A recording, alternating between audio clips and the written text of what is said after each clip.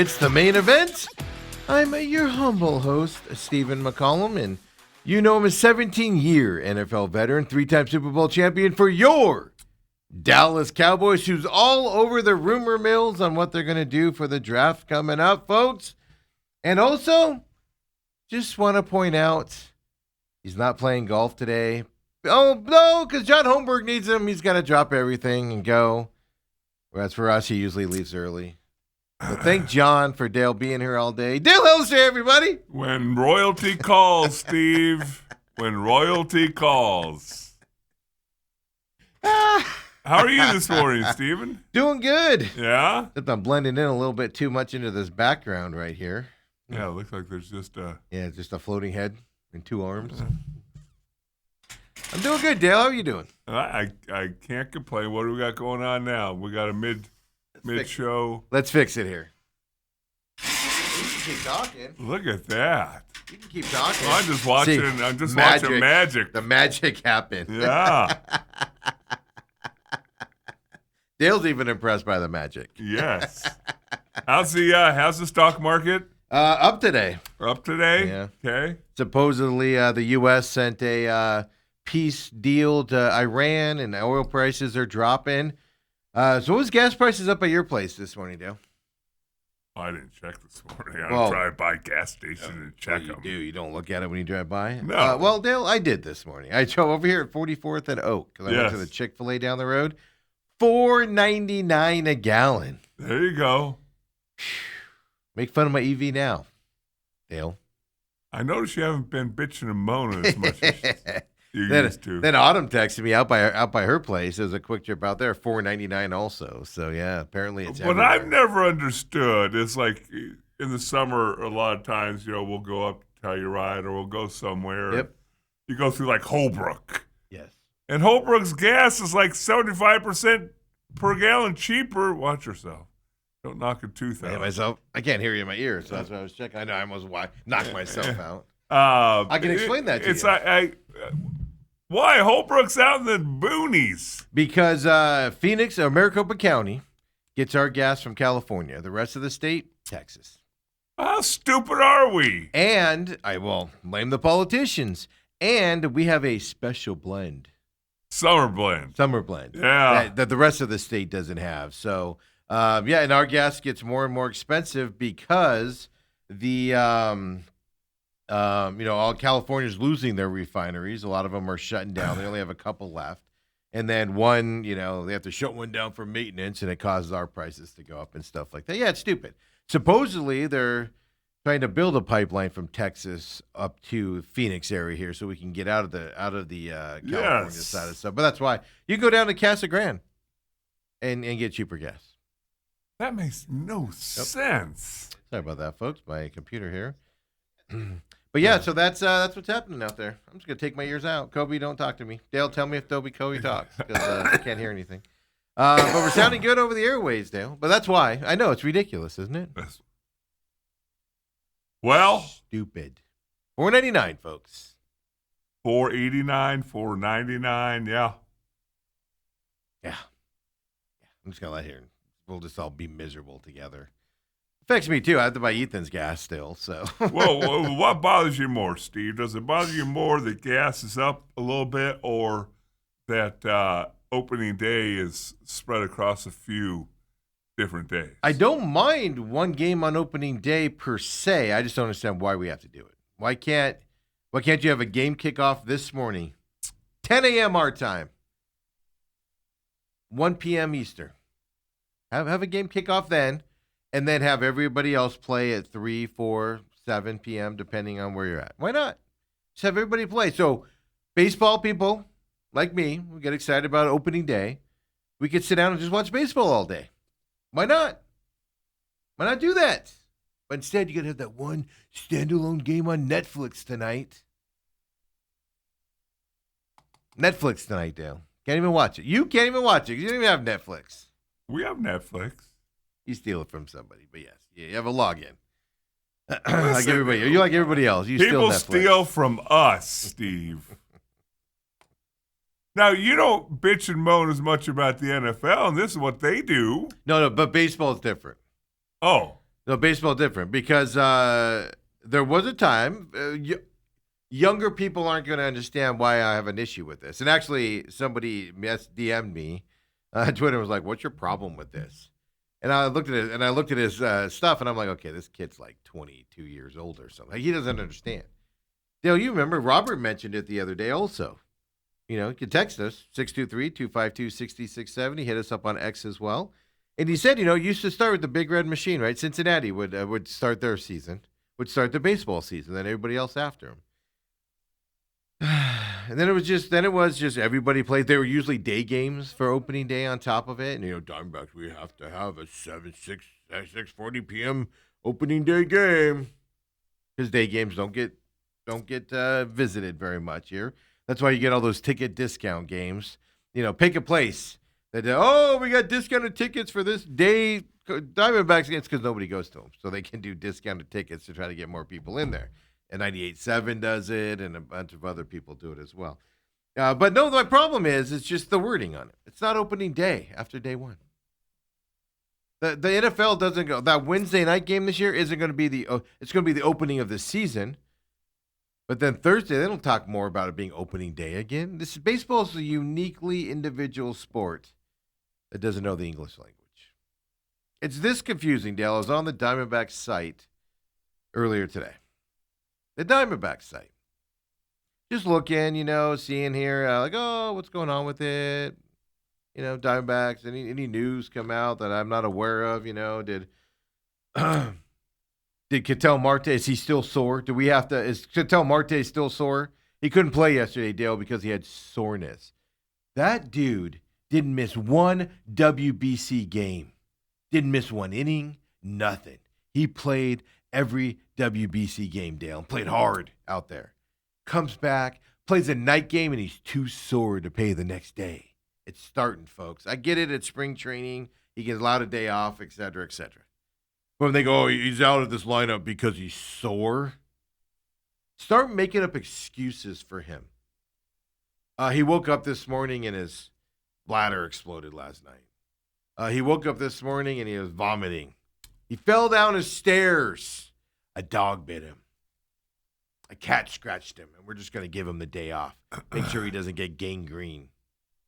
On his drive in today, a guy stopped short just stopped short in front of him, and he had to slam on his brakes. And we're just going to take some precautionary stuff, make sure he's all right today.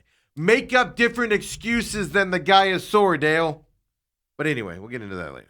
It's already starting, folks. And I'm not here for it this year. I'm not ready for it this year yet. Soreness? Okay. Hey, that travel back and forth. Dear God, I freaking, he played every game of the WBC. Didn't complain about soreness once. Softest player on the planet. Softest. I digress. I go to the Diamondback site today. Go down to, just scroll down it. They have all your stuff on the top and all your ads, Adobe ads and all that stuff. And you scroll down to the bottom. And by the way, Diamondbacks have not looked good in these last two games. Their bats are concerning going into this season. But I digress. Again, I digress again. Scroll down to the bottom and you get a promotions and giveaway section, which I don't care. I don't do promotions.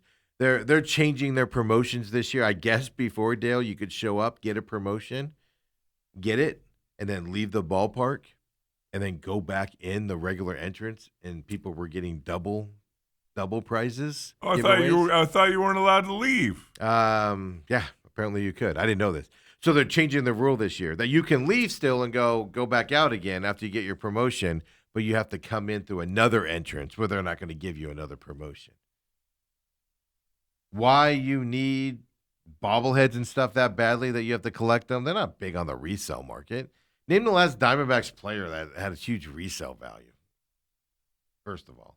Second of all, I know somebody that tried to sell the Corbin Carroll bobblehead. Yeah. He was like, $50. He ended up giving it to me because he was like, I can't sell it. Nobody wants it. How's your buddy Jason? But you go down to the bottom here, Dale. Yeah. And it says, promotions and giveaway. 2026 opening day presented by Adobe. Oh, they're giving prizes away for their game today. Yeah, against the Tigers, 3:30, 7:10 p.m. Mountain Time. That's not opening day. That's opening day for your Diamondbacks Stadium or Chase Field. Yeah. But it just says 2026 opening day presented by Adobe. What are you doing? That's not opening day. Opening day's today. There's one game today. It's the first game. Am I wrong, Dale? Look at the schedule. Is this the first game today? Not the Diamondbacks. No, exactly. But it's opening day for baseball. That's what I'm telling you, though. You don't bitch this much about the NFL when they play that Thursday game. Because they don't name it that. It's opening day. They don't go opening day on Wednesday, and this year they're not going to go opening day on Wednesday, and then Thursday go, it's opening day for NFL. And then on Sunday go, it's opening day on Sunday. They don't do that in the NFL. Every field will have opening day 2026. Does not do that in the NFL. Yes, they do. Do not. Yes, they do. I go to a lot of games in the NFL, Dale, and I've never seen that. We got to learn about stopping racism and wokeism and all that stuff on NFL fields. They don't do opening day stuff. I remember in Cowboy Land, they used to have different monikers for the first game of the season. It's annoying. It's annoying. But welcome to opening day for all who celebrate today. I just hope Ketel Marte's getting a massage today or something. Because we just don't want him being a little sore going into the season. Well, he has to be ready till tomorrow, right? Yeah. You think his soreness goes away in a day and a half? Seriously, just even if it is stupid like that and he's too sore and he doesn't want to play, make something else up. Do the guy a favor. Yeah, protect him a little bit. I would have a hard time as an athlete. Seriously. Now, again, spring training.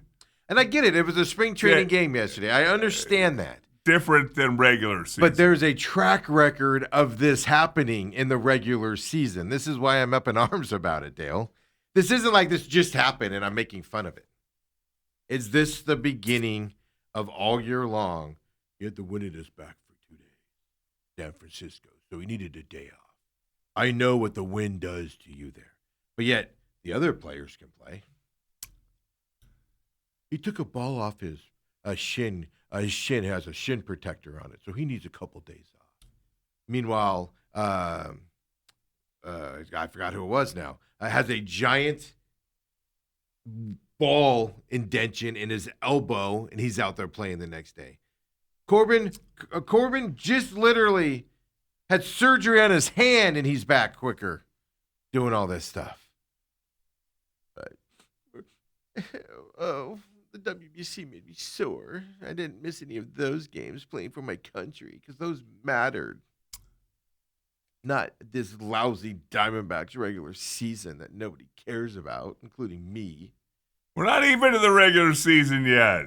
Stupid. It's just. I hope it's not a thing. I'm with you in that. I do hope that once the regular season starts, we do see a completely different. Like I said, I get it. Yesterday was a throwaway spring training game. I get it. But they didn't do him any service by saying he's sore. Do something service. Hey, we're just giving him the day off so he has a couple days off before the grind of the season starts. Why can't you say that? Why do you have to go to he's out because he's sore today? It makes him sound, even if it's not true, it makes him sound like a pansy. I would have an issue as an athlete, them terming it that. Right? Can you imagine that? Yeah. Dale's out his long snapper day. Cowboys can't punt today. Why can't they punt? Dale's a little sore. And we're gonna give him the day off. Can you imagine? It's crazy because I remember in football, Daryl Johnson talking about that. They were interviewing him during training camp, and like when he was playing. Yeah, when we were all playing, and it's like you work out all off season. Yeah, you're in the best shape of your year, walking out the first practice of training. The healthiest you're ever going to be. Yeah, and it only goes downhill from there. Everything feels good. Yeah. Your first practice, you get dinged up to where something hurts. Yeah, like you grab a finger, get stuck in something. Yeah. Something's going to happen, and you're going to walk off that field, and something's going to be hurting a little bit. Maybe not much, but a little bit. You can have discomfort. Yeah. Sore. You will be sore. Yeah, the next day, I'm sure you go home, take a nap, and you wake up and you go, what the hell is happening right now? Yeah, I don't know. Robert does chime in at TME Sports Show. Don't forget, text us 623-252-6670 and at TME Sports Show. I just blew a gasket yesterday when I tuned in to that game, 12:40, first pitch, day game yesterday, and I just went, what? And I was like, you know what? I'm going to move on with my life and ignore it. It just bothered me all day. As I was sitting around sore on my couch, still getting my stuff done. Went to the grocery store yesterday, picked up. I didn't even go grocery shopping. I was so sore. I just told them I was there, and they brought it out to me, Dale. Tell me you don't do that. Oh, 100% I do that. It's my favorite way to shop nowadays. Everywhere, Target. What? I no. Order it right on the app. Bloop, bloop, bloop, bloop, bloop. Oh, man. Send it off. Grocery store gives me a window to come and pick it up. Target, just text me when it's ready. My favorite part, Dale, sorry, Robert, I'll get to your text in a second. But my favorite part, Dale, this is how manly I am. Speaking of soft, I'll order dog food, the big old bags, 50, 70-pound bags, whatever they are, from PetSmart, and I'll order it, and I'll go to the curbside, and I'll go, oh, I'm here. I'll log into the app and click I'm here. And my favorite is when some 125-pound girl's slinging this big old bag over her shoulder and walking out to my car to throw it in the trunk as I sit there. Do we even act like you're getting out of the car to help? No, let me. No, you know what I do when they're walking across? I go, I'm sorry, I have a bad shoulder. The trunk's open for you. I don't do that. There's nothing more manly than watching this. I'm just like, please let it be a man. Please let it be a man bringing it out. Please let it be a man bringing it out. It's always this little you petite are. thing. I mean, you have no room to speak. You and Ketel Marte, two peas in a pod. Why do you think I recognize it so much? Jeez. Why do you think I recognize it so much? Hey, I read an article yesterday, by the way. Uh-oh. Big, lengthy article. Uh-oh. Because somebody asked somebody, why don't new cars come with spare tires? I'm going to forward this to you. You can get off my back about me not having spare tires in my cars. Anyway, Robert says, so anyway, I always do curbside pickup. Always. Just so people understand, I'm all over the place. recently in the last years, both Steve and I have had flat tires. No, Ethan had a flat tire. Steve chose to have his car towed to the tire place to get it replaced. What do you do when there's zero air in the tire? I pull over to the side of the freeway with my big rear end sticking out. Chance of my life. We've told this story. I was going to, if we had more time, I would have made Ethan take the tire off. We would have thrown it in my car. We would have driven it to Discount Tire and said, give us the new tire, taken it back, and then put it back on ourselves. We didn't have the time to get it done because of school.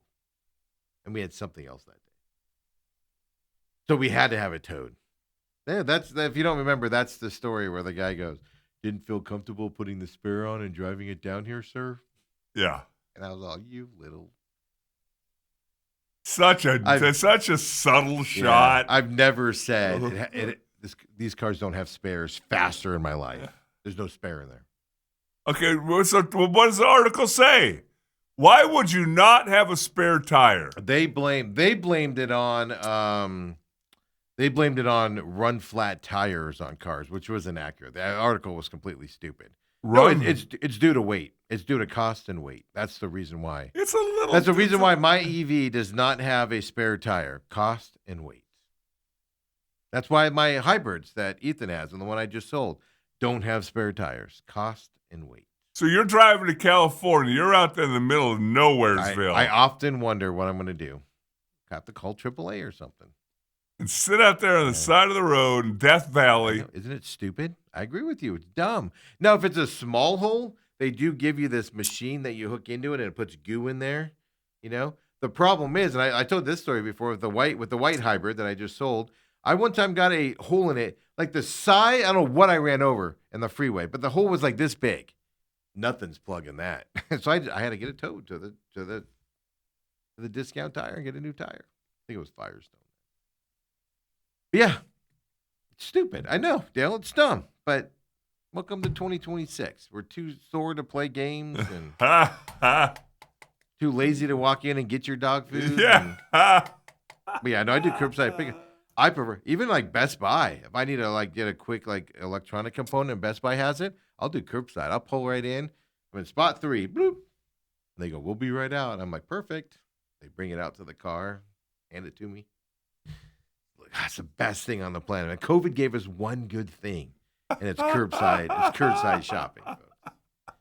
It's just you got to be careful. Like I said, the heavy items and just this little 120-pound girl bringing it out, just slugging it over her shoulder like it's she's walking back in going, that big dude should have gone out. I think I'm old enough now. People view me as old. So I think they're like, oh, the cute old guy out in the car. I had to help him out. I need gray hair. I'm going to go get hair implants just to have gray hair. And put in gray? Yeah, just so I look older than I am, and people really feel sorry for me. Oh, my goodness. I would not be opposed to getting out of the car and limping, too. Be like, oh, let me come help you. And I would limp back there. Oh, Cattell and Steven, 2 peas in a pod. Robert says that TME Sports Show. Don't know if Marte is still sore, but he's definitely still soft. That's what I don't get. Like in all seriousness, I know I'm having fun with this morning. Isn't there a conversation within the organization of we're going to stop saying he's sore? Just say you're giving him the day off. That's all you have to say. Hey, it's the last day of spring training. He did the WBC, played last night. He's ready to go for the season. Right. He's ready for the grind of the season. So I'm just giving him the day off. And instead, he's a little sore today, so we're going to give him the day off. Just I don't get it, Dale. I don't get a lot of things about this organization. It baffles me how they do it. Yeah. And then, like you said, the player. I agree with you. If you came in here one day, if I couldn't make it in here and you came in here and said something like, oh, Steve woke up this morning, he's a little bit sore. I don't care if I just had major surgery, like hip surgery or something. And you're like, oh, Steve was sore. No, Dale. I'll be like, you tell them my leg fell off again and they have to go reattach it again. Come up with something better than Steve's just a little bit sore. That could be if I had major surgery and I'd be like, I'm too sore to move today. You mind? I was going to come back today. Can I do another day off? I would expect you to be like, oh, yeah, Steve was manning it up today and everything and worked out a little too hard last night. Like you'd have something like that. Right. I you know what, guys, I gave Steve an extra day off. Just relax and everything. And I just, I was nice enough to do that. Pipe it up like that. I'd be mad at you if you said, oh, he's just a little sore today. I'll have to remember that. Oh, no, I'll have that conversation with you ahead of time. But even then as a player, you'd be like, what? No, I'm with you.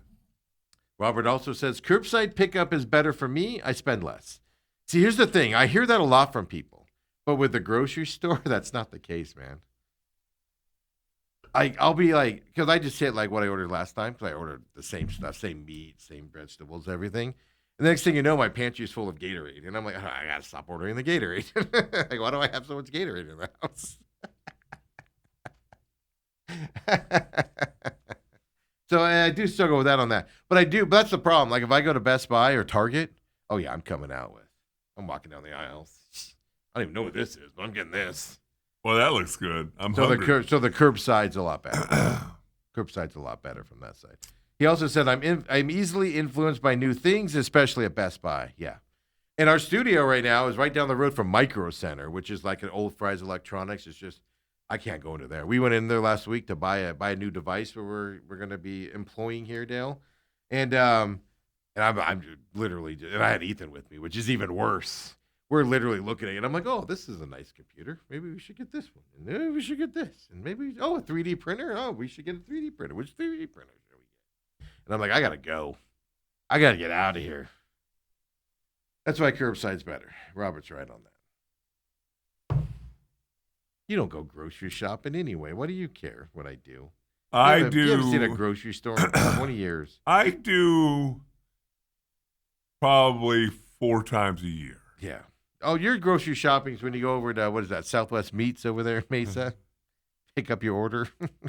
Bring it out to the car. Do they bring it out to your car, or do you have to go in and get it? No, you got to go in, Steve. You got to I haven't hoof been there that in a while. around. I haven't been there in a while because that's a lot of meat. I don't like freezing the meat. I don't like freezing meat. So that's my problem with those types of places. I'll just go do that if we're having, Yeah, big barbecue. yeah. Yeah, you don't do that for your normal meat orders. No. It's like, give me a whole cow of burgers, please. I'll just freeze them and I'll have it for the next year. I do, now that you brought that up, I do want to let everybody know about this opportunity. We tried this probably about 3 months ago.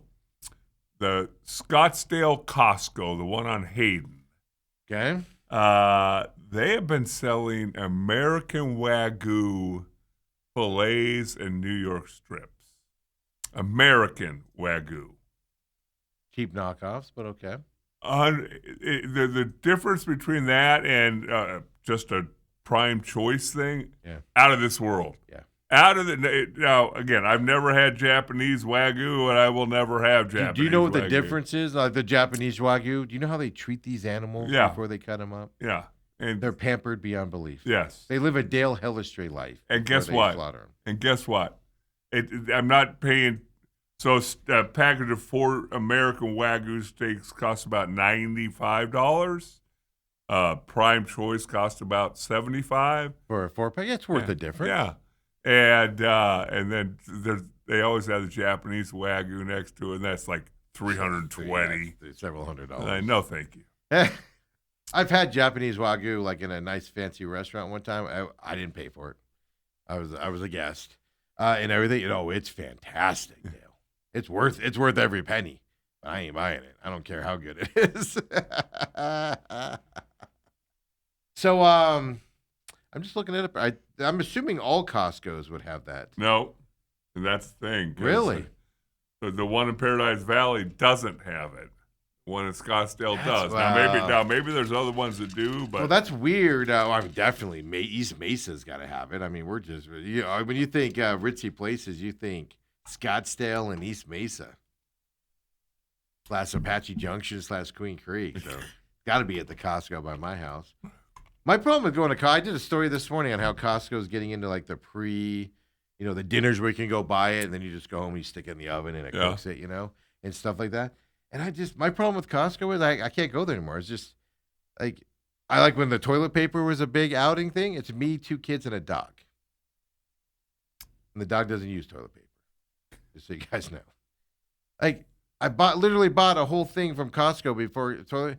I made it through that whole freak out on toilet paper without having to buy any because I had so much of it from Costco.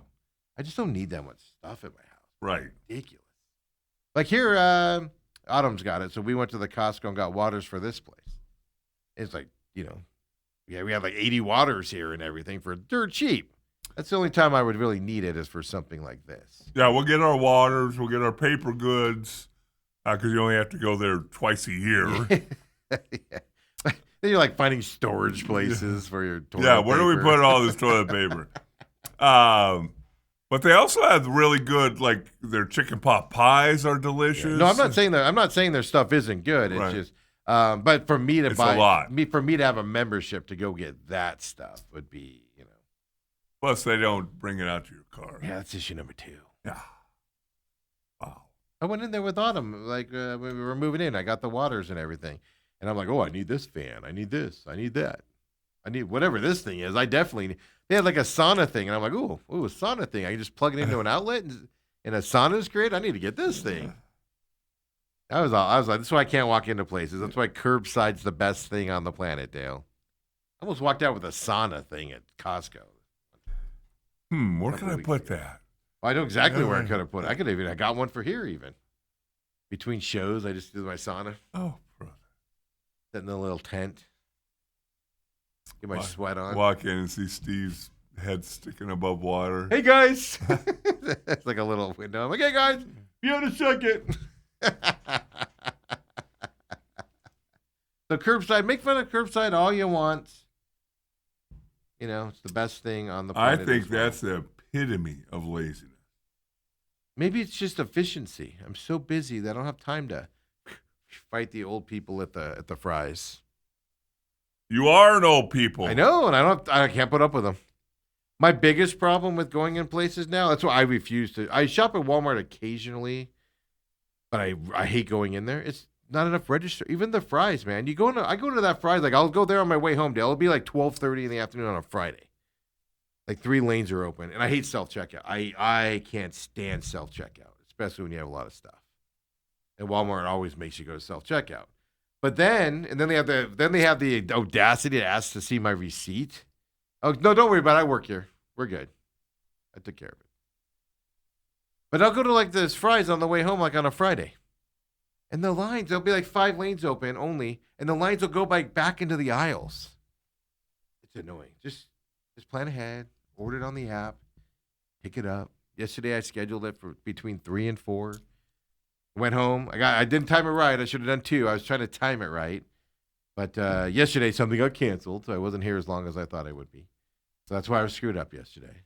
Dale screwed it up yesterday. Wow. So I had to go home and wait for half an hour and then go back out and get it, wasting energy. In this day and age, you can't be doing that. Pulled up, said I was there. Bloop, somebody brought it out. On your back way. of my car, drove back home, unloaded it. Beautiful. Oh, you don't have somebody there to unload it? Oh, my kids came out and unloaded Yeah. it. I texted them and said, You yeah. you only shop on the weeks that they're there. I do the big orders on the weeks they're there, and I always go. Like Ethan was like, I'm gonna get online with because he got a bunch of friends in college in Florida and stuff, and he goes, I'm gonna get online with my friends. And I go, well, hold on a second, I'm gonna be home in like 20 minutes with the groceries, and he goes, okay. Opening day in baseball, Dale. We're going to go over the ABS rules just to refresh your memory. I know most of you probably know about it out there.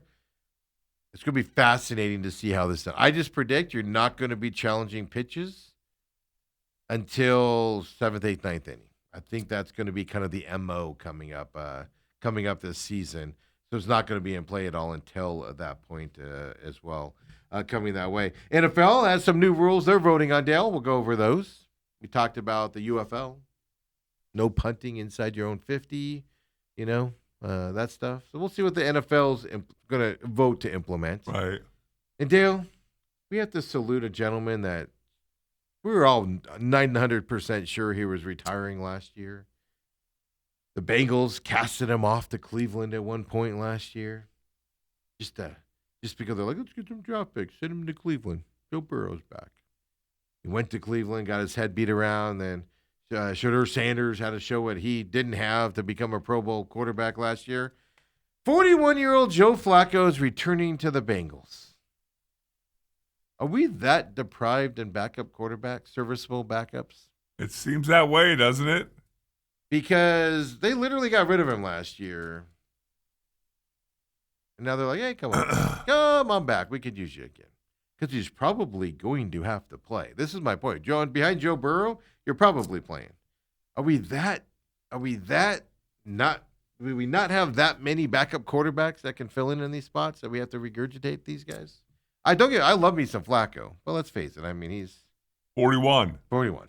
That's a good way of putting it. He didn't necessarily play bad last year, but he's not going to go in and win you 4 or 5, 6 games if you need him for that long and stuff like that. But yeah, 1-year deal. Joe Flacco returns to the Bengals. I mean, what's with teams calling guys who should be retired to have them come back? Well, if you're Joe, you're going, yeah, I'll take another $3-4 million. That's the thing. If you're Joe, you do that, especially as a backup, because you're not going to be playing that much. And you're the guy rooting for Joe Burrow's health more than anybody. Joe Burrow starts to limp on the field, and you're like, no. You're like doing the Miyagi thing. I got him. Trainers, I got him. We're going to make him feel better.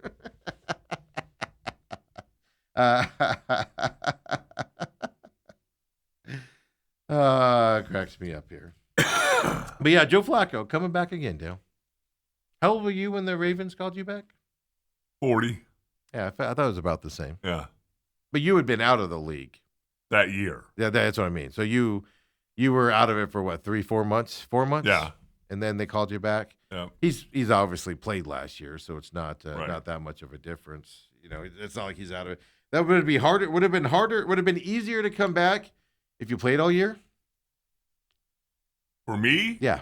So you thought you were going to retire, and then somebody calls you and say, "Hey, we could use you on the team. We'll pay you this much." come back for this year. And so, like, if that would have happened in September, Yes. it would have been easier to come back because you were probably still in. How far as the season went on, were you less and less in football shape? About midway through the year. You know, bonbons. Are bonbons still a thing? We just got back from a vacation up in Colorado. Really? In Telluride. And they called? Yeah. Who makes that call? Your agent or the team? The team calls my agent. Agent calls me. Okay, yeah. So you get the call from the agent. Yeah. We're getting back on a Saturday. Did you have to go, Brooke? I need you to sit down because she was probably excited you weren't playing, or maybe not. Maybe at that point she was like, "Can you go back?" I said, "Listen, this will add another year to the pension." Yeah. How many games did you have to play? 3, 4? Yeah, 3. So did you? Oh, so you did 3, right? Last regular season game and then 2 playoff Yeah. games. So you qualified again? Yeah. Playoffs count? Yep. I don't know. Playoff rules get different. Right. Yeah. You pulled the. Who did that last year? The quarterback, Phillip Rivers. Yes. Where he restarts his benefits again for Yes. another 5 years. 5 years insurance for 9 kids. Oh, that's hilarious. Opening day, Dale. I'm excited. Yeah. I'm excited for the Netflix game tonight.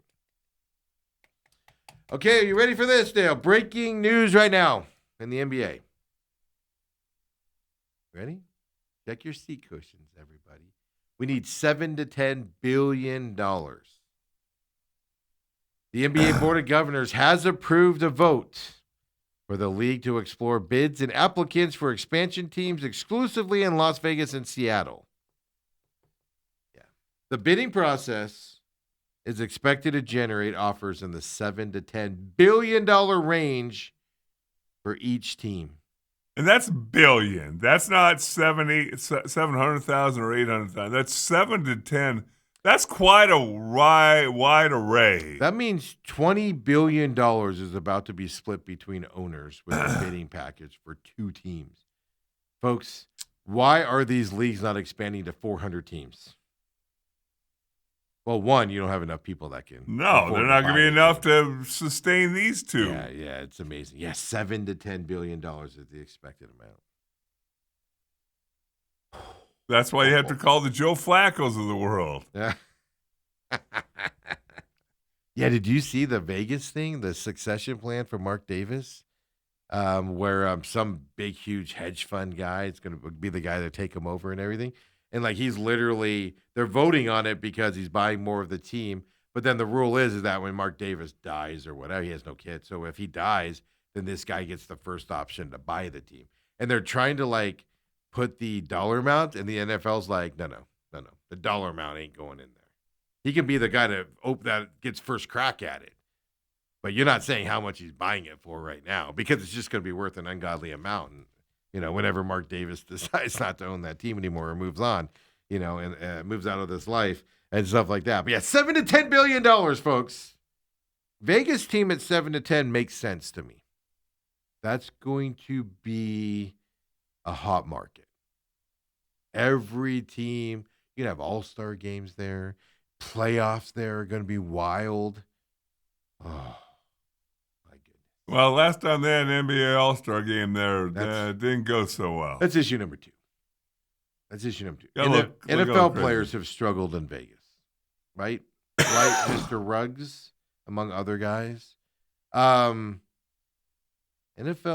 culture is a little different than NFL culture. That's what's going to be shocking. Yeah. And not just, this was a thing for the hockey team for the Knights. It really was. When the Knights first got into the league, teams would fly into Vegas a day early on an off day so their teams could go do whatever. And then they would not play well when they'd play the Knights that first year and second year. Teams literally had to adjust their travel schedules and stuff so they didn't get to Vegas too early in the regular season. Playoffs are different. Right. In the regular season, because guys would go out and then not be prepared to play in a game. It was a real thing. It would be way worse than NBA. So could you imagine, like, if you're on a West Coast swing and you have 3 days off and you got Vegas next up on your schedule? the debauchery that's going to happen. Well, just think of all the teams that are going to be resting guys. the day. You've had 4 days off. What are you resting a guy for? Sore. I'm sore. Yeah, Vegas. Yeah, his throat hurts from throwing up in the toilet all night long, from 3 a.m. on. What'd you just say? He's just exhausted. That's what you gotta say. He's just exhausted. It's been a grind of a year. Yeah, 7 to 10 billion. I'm just floored by this number. Who's buying these teams, man? You literally have a limited amount of people that can. You're going to get to the point where you're going to have to start selling teams to hedge funds and stuff like that. Yep. Because nobody's going to be able to afford them. Period. Very few single guys, single entities. Well, Ishbia is one. He owns 96% of the Suns or something. But I mean, he got a deal compared to this deal coming up. What was it? $2 billion, $4 billion? I think $4 billion. But yeah, you're going to run into a point. Most guys do have other people, So one guy's going to be the main guy, but he's going to have other people that are that buy into the team. Yeah, majority owner. Yeah, so he's not going to be putting out $10 billion of his own money. He's going to have other guys, putting in lots of money and stuff like. Well, that's the problem with the NFL. Eli Manning was looking to become a 1% ownership of the Giants. And it would have cost him $10 million $10 million because of their valuation. And he's like, that's a little rich for me to own 1% of something. Just to get a little piece of paper. But this is the other interesting thing because Robert just texted us in because I was going to bring this up also. 7 to 10 billion? Exclamation point, exclamation point, exclamation point, exclamation point. This is fascinating. Because it seems like a lot with the cap going down. Did you see this? The NBA cap is actually going down from the projected amount they thought it would be. It's going down. Local TV revenues aren't the number that they want, so it's forcing the cap number down. I think it was $1 million less than what they projected it was going to be. Name the last time a league had a salary cap number not be higher than what they predicted. Right. NFL every year goes, we project it's going to be this. And then they're like, just kidding, $800 million more. Exaggeration. We don't know where this money came from. Exactly. NBA, their cap number's down. This is fascinating. And then on top of it, a lot of NBA money is in the WNBA with putting them into more money. So this is going to be fascinating to see. But maybe that's why. Maybe the owners need money, Dale, that salary cap shopping. Guys are going to be hurting for a while. That's just outrageous numbers. I'm depressed. When we come back, Dale, do you want to do the NFL new rules? I'm going to talk opening day. I got some college basketball stuff. Does Arizona need to worry about their head coach? Unbelievable. Everybody's going to want them programs are now open. Reported. Yeah. I mean, I don't know when the last time that's happened. Yeah, this is going to be fast. In North Carolina, we've known about for a few days. They finally pulled the trigger yesterday. But a surprising one today. I mean, it's not surprising if you watch this press conference after they lost. We'll tell you who this is in a minute. But he's had health issues. His team hasn't played well. I mean, these are two. You can argue about Arizona being a blue blood, but these two you don't argue about. Arizona can come open, and there will be people that won't want to go to Arizona. These two schools open, I'm about to apply. I even want this. Come on back, folks. We'll tell you all about it. The main event.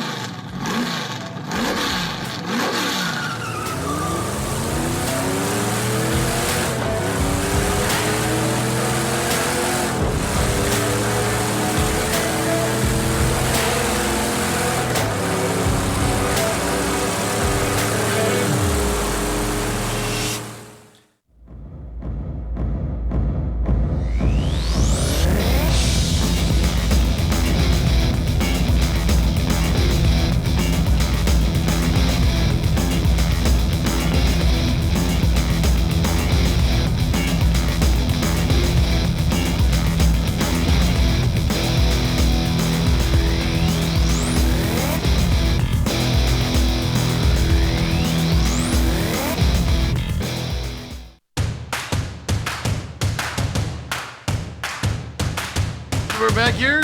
Main event here with 17-year NFL veteran Dale Hellestrae. Normally goes golfing on Wednesdays, but John Holmberg says, I want to do this. And Dale goes, golf's canceled. I'll be there. I wasn't planning on golfing today. Got a big tournament this weekend, Steve. Got to rest the body. I do not want to be sore going into the tournament. Well, it was funny, too, because when you guys yesterday were like, oh, we'll do it tomorrow or Thursday. And I was like, oh, we'll just do it Thursday. That makes more sense. You guys can come back after your hit over there, and you guys can just drive literally around the corner and everything. And then I was like, well, he's probably not golfing. After you guys left, he's probably not golfing tomorrow. Because, you got the member guest this weekend. Yeah. Oh, no, the Hall of Fame thing this week. It's our men's group called the Hackies. I think there's actually like 40 guys showing up, so it'll be 10 teams of 4. And do some people come back? Like, they don't golf very often, but they come back for this event? Some will come back for the festivities and stuff like that, but obviously if you're not a member, then you can't be a part of the group. Yes. Yeah. Well, that's what I mean. You can still be they just don't golf very often, right. Especially with this heat. They're like, I'm not golfing on that, but I'm going to play this one. This one's for me. This one's for me this weekend. Wow. We're going to have to come up with something about Steve and the one person who won't go into a store. No, I will go into a store. I prefer not going into a store. You'd rather 120-pound young girl lift your dog food. That is the most embarrassing thing that happens. But you get over it very quickly. Turn the air conditioner on. Yeah, once she's back inside, I roll that window back up with the dark kit. Nobody can see me, and I just casually look around. Yeah. Anybody see me? In my pink car, depending on the time of day that the sun hits it. It's like the joke. My car's gray, but it has that. You got to look at your car at different hours of the day when you're buying it. It's a gray car, but certain times of the day, it looks like different colors, and certain parts of it change. One of those, whatever you call that paint job. And there's certain times of the day where that thing looks pink, like a rosy color. So I'm always joking around, going, "Oh, there's my pink car." So I try to time the dog food pickup when it's pink, so people just think that a lady's in there. And I wear a wig. I'm already in a dress, so that just takes you longer to get ready to go pick it up. Yeah, makeup and everything to do it.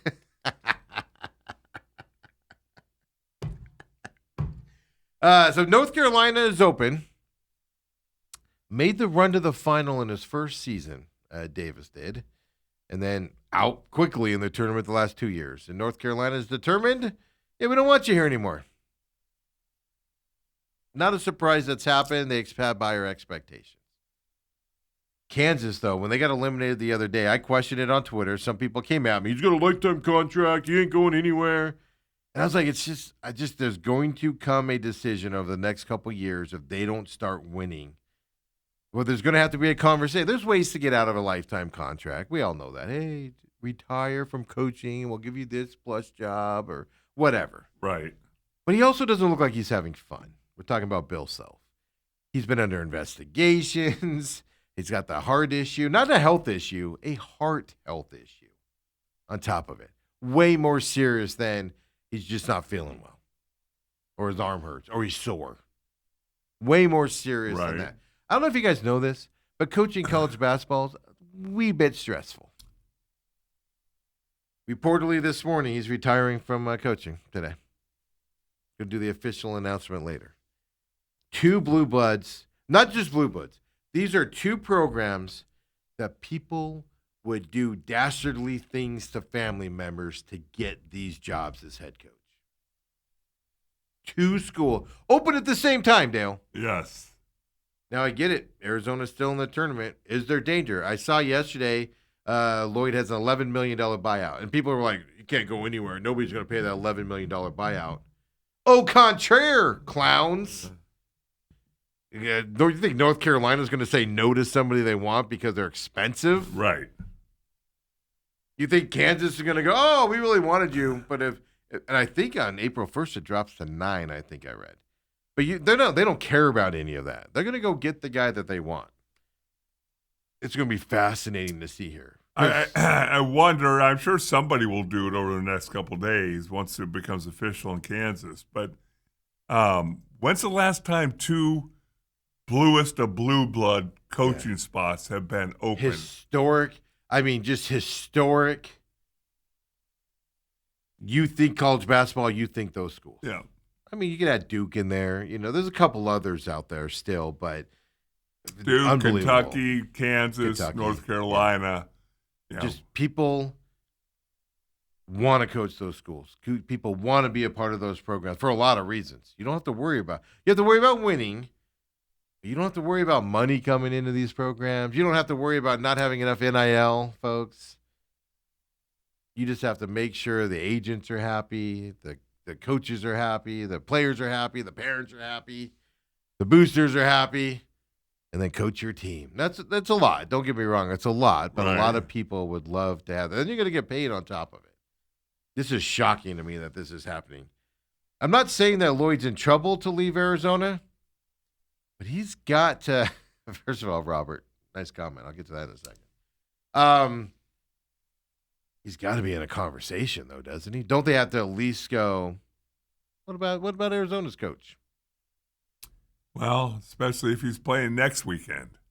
Or wins a championship. Yeah. I don't know if he'd be interested or anything like that, but those are the level of coaches.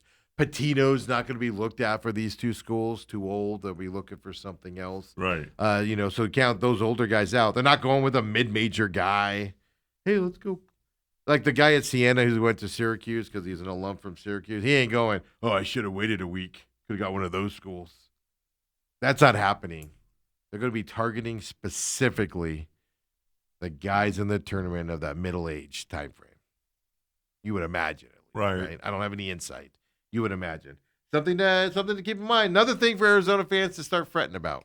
But I did see somebody posted an $11 million buyout. And I saw this, it was like a Wildcat handle.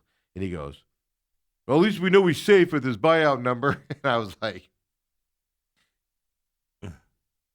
they won't even blink twice to cut that check, man.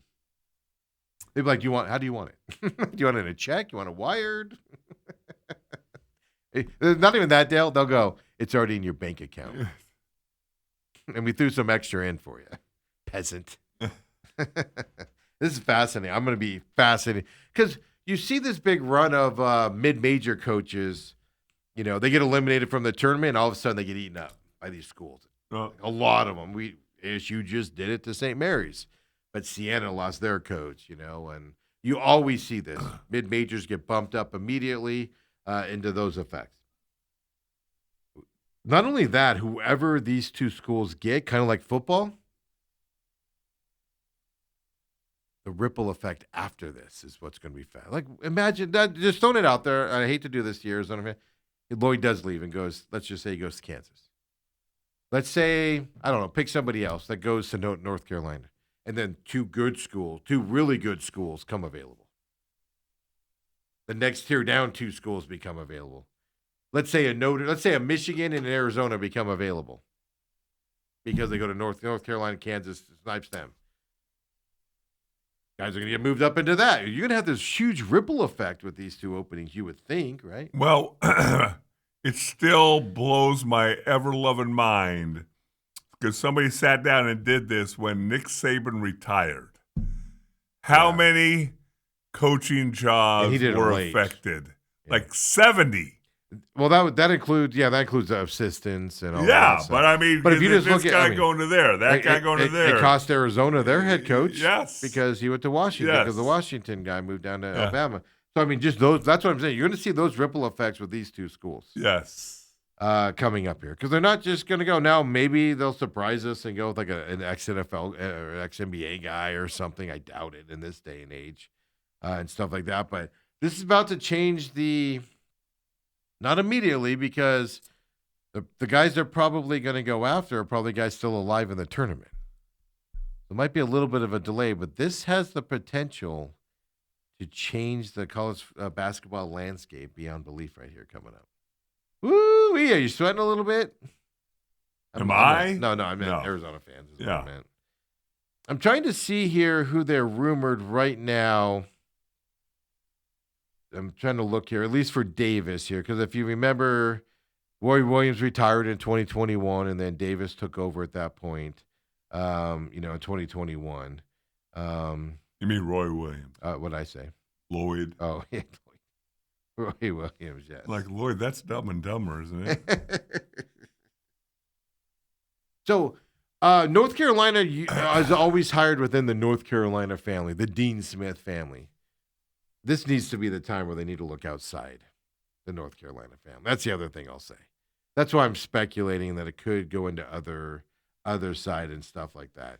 They need to get away from UNC alumni. You can only stay in the family for so long, right? Am I right? Southerners, people from Alabama. Inbreeding doesn't work for a lot of years. Eventually, you got to stop it. Just saying. Just saying, dude. This is gonna be fun to watch. Though. I'm looking forward to this. But two of them open. It's just shocking to see that happen. Other college basketball news: Sweet 16 NIL payments. These are how much every team in the Sweet 16 pays out in NIL. Now, it doesn't include the most expensive one, Kentucky. They were the most expensive this year. Really? But it kind of shows you where you have to go to, what level you have to get. Utah State was at $2.5 million, and they played Arizona pretty well. Yeah. So I said that with GCU. GCU's got Bruce Cooper was like, oh, sure, he'll get him that $2.5 million. Well, if he could have, he would have done it before, wouldn't he have? This is my point. I didn't want to bring it up to Bruce yesterday. But why hasn't he done it then? Because you need to get to that level to compete at a higher level, period. Forget about your conference for a minute. Well, there's also got to be guys that you can get that you need to spend that money on. That's the other side, too. Yeah. Can you get the guys where you have to increase that money? Right. But the lowest priced NIL payments right now for teams in the Sweet 16, Iowa. Dale, how much do you think they spent? I would guess about $2 million. $6.25 million. That's the lowest. That's the lowest of teams available in the Sweet 16. Wow. Keep in Who's mind, got $6 million in Iowa? keep in mind The farmers? The corn. Somebody sold a tractor? I don't know. Interesting enough, Jaden Quintons, who was at Arizona State his freshman year as a 17-year-old, this is how crazy it is. Kentucky paid him $2 million, and he blew out his knee. Didn't touch the court at all. And he just made $2 million just for doing rehab in Kentucky last year. Yeah. Iowa 6.25, Nebraska 6.75, Texas 7.5, Iowa State, Big 12 team 8.25, Houston 8.5, another Big 12 team obviously. Then you go up here, Arizona 9.75 million, St. John's 10.5, Michigan 10.5, Arkansas 11.5. I think this is gonna be a tougher game for Arizona tomorrow night against Arkansas. Arizona's got more talent than that. Don't you have to worry about John Calipari a little bit? He's been around a while. He can do some magic on that court. I think it's going to be a fun game. They also got one really, really good player who can do magic. Yes, I know. I'm questioning. Yeah, Calipari right now is doing some wizardry in his head to figure out how to stop this Arizona, defense and stuff. Duke, $12 million, by the way, leads the Sweet 16. Arkansas second with 11.5. So these are the numbers you got to get to. Right. What number did ASU commit? You don't take jobs in today's day and age in college sports without that being part of the negotiation. How much NIL money am I getting? Right. And Coop said ASU was like $4 million this year. Seemed high to me. They're paying it to the wrong guys. Well, that's issue number 2. Because of the international guys and stuff like that, I would have guessed $2 million. Yeah. Is probably where they were at. But even if it's 4, you're still woefully missing. Yeah, they're paying the wrong guys. But you're woefully missing where you need to be if you're paying $4 million, you should be a tournament team that's making it to at least the 32. Well, you're a tournament team, period. Exactly. So it's going to be interesting to see what the commitment was for that amount going to that. Hey, if you're looking to make your picks this weekend, you're in a betting pool or you're going to redo your brackets here or something to that effect, Sweet 16 teams records versus Sweet 16 teams, Dale. Arizona, 6-0 against teams in the Sweet 16. Okay. Give them the championship now, Dale. They don't have to play anymore. Well, they lost to Kansas and they lost to somebody else. BYU? No, it wasn't BYU. Pack? Houston. They lost to at Houston. No, they couldn't be because Houston's still in it. Arizona? What do you mean? You say they're 6-0 against Sweet 16 teams. Yeah, you're right. It wasn't Houston. No. It was another team No, on the road. hold on. Wait, say that again? Nope. Can we say it a little more Michigan clear? went 6-2. I can't believe I said it the first time. I think I'm having a stroke, folks. Dale, you were right. I didn't hear that. That will Clip that, Kobe. Delete it all. Delete it all. Hit Clip delete. that. Michigan 6-2. Purdue 6-4. Duke 4-0. Iowa State 4-2. Alabama 4-4. Then you get into the losing records here, or at least 300s here as well. Iowa, by the way, 1-7. Coming into this, Texas 1-4. Houston 1-4. Two of those losses were at Arizona. Right. Obviously, Dale. Obviously. Arkansas 2-4 as well. St. John's 2-3. So fascinating numbers here if you want to look at that out there in terms of this weekend's matchups. Doesn't mean anything. It's past production going into this tournament, but it is fascinating to see. Even Duke 4-0 against teams in the they play in the ACC, and the ACC failed in this tournament. Duke's the only one surviving. Arizona 6-0. Those weren't all Big 12 teams, obviously, since only 3 Big 12 teams exist. But 6 games against that. Iowa State and Houston. They lost to Iowa State. Oh, who did Arizona lose to this second? Well, why don't you go to a break and you could look it up instead of talking about it on the air and be wrong again and have to admit. I don't have my earpiece in because I couldn't hear anything. Yeah, so I realized I blew right by the hour. It's top of the hour. Before we go to the break, I do this is a quick tweet from a guy named Clarence Hill. He's a writer in Dallas. Jerry Jones has gone from 3-time Super Bowl champion to 3-time Emmy nominated. About the teams from the 90s. Which one got nominated now? Well, these are a sports documentary, is America's Team, The Gambler and His Cowboys. Is this year? All 3 of them are being nominated this year? Oh, I thought they were over previous years. Yeah. Yeah, because he had 4 shows come out about his team this year. Yes. Did he oversee all of them? I know the one America's Team one. He actually oversaw that one. He was in charge of that one. So he continues to live off the sweat and blood of the likes of me, John Giesick.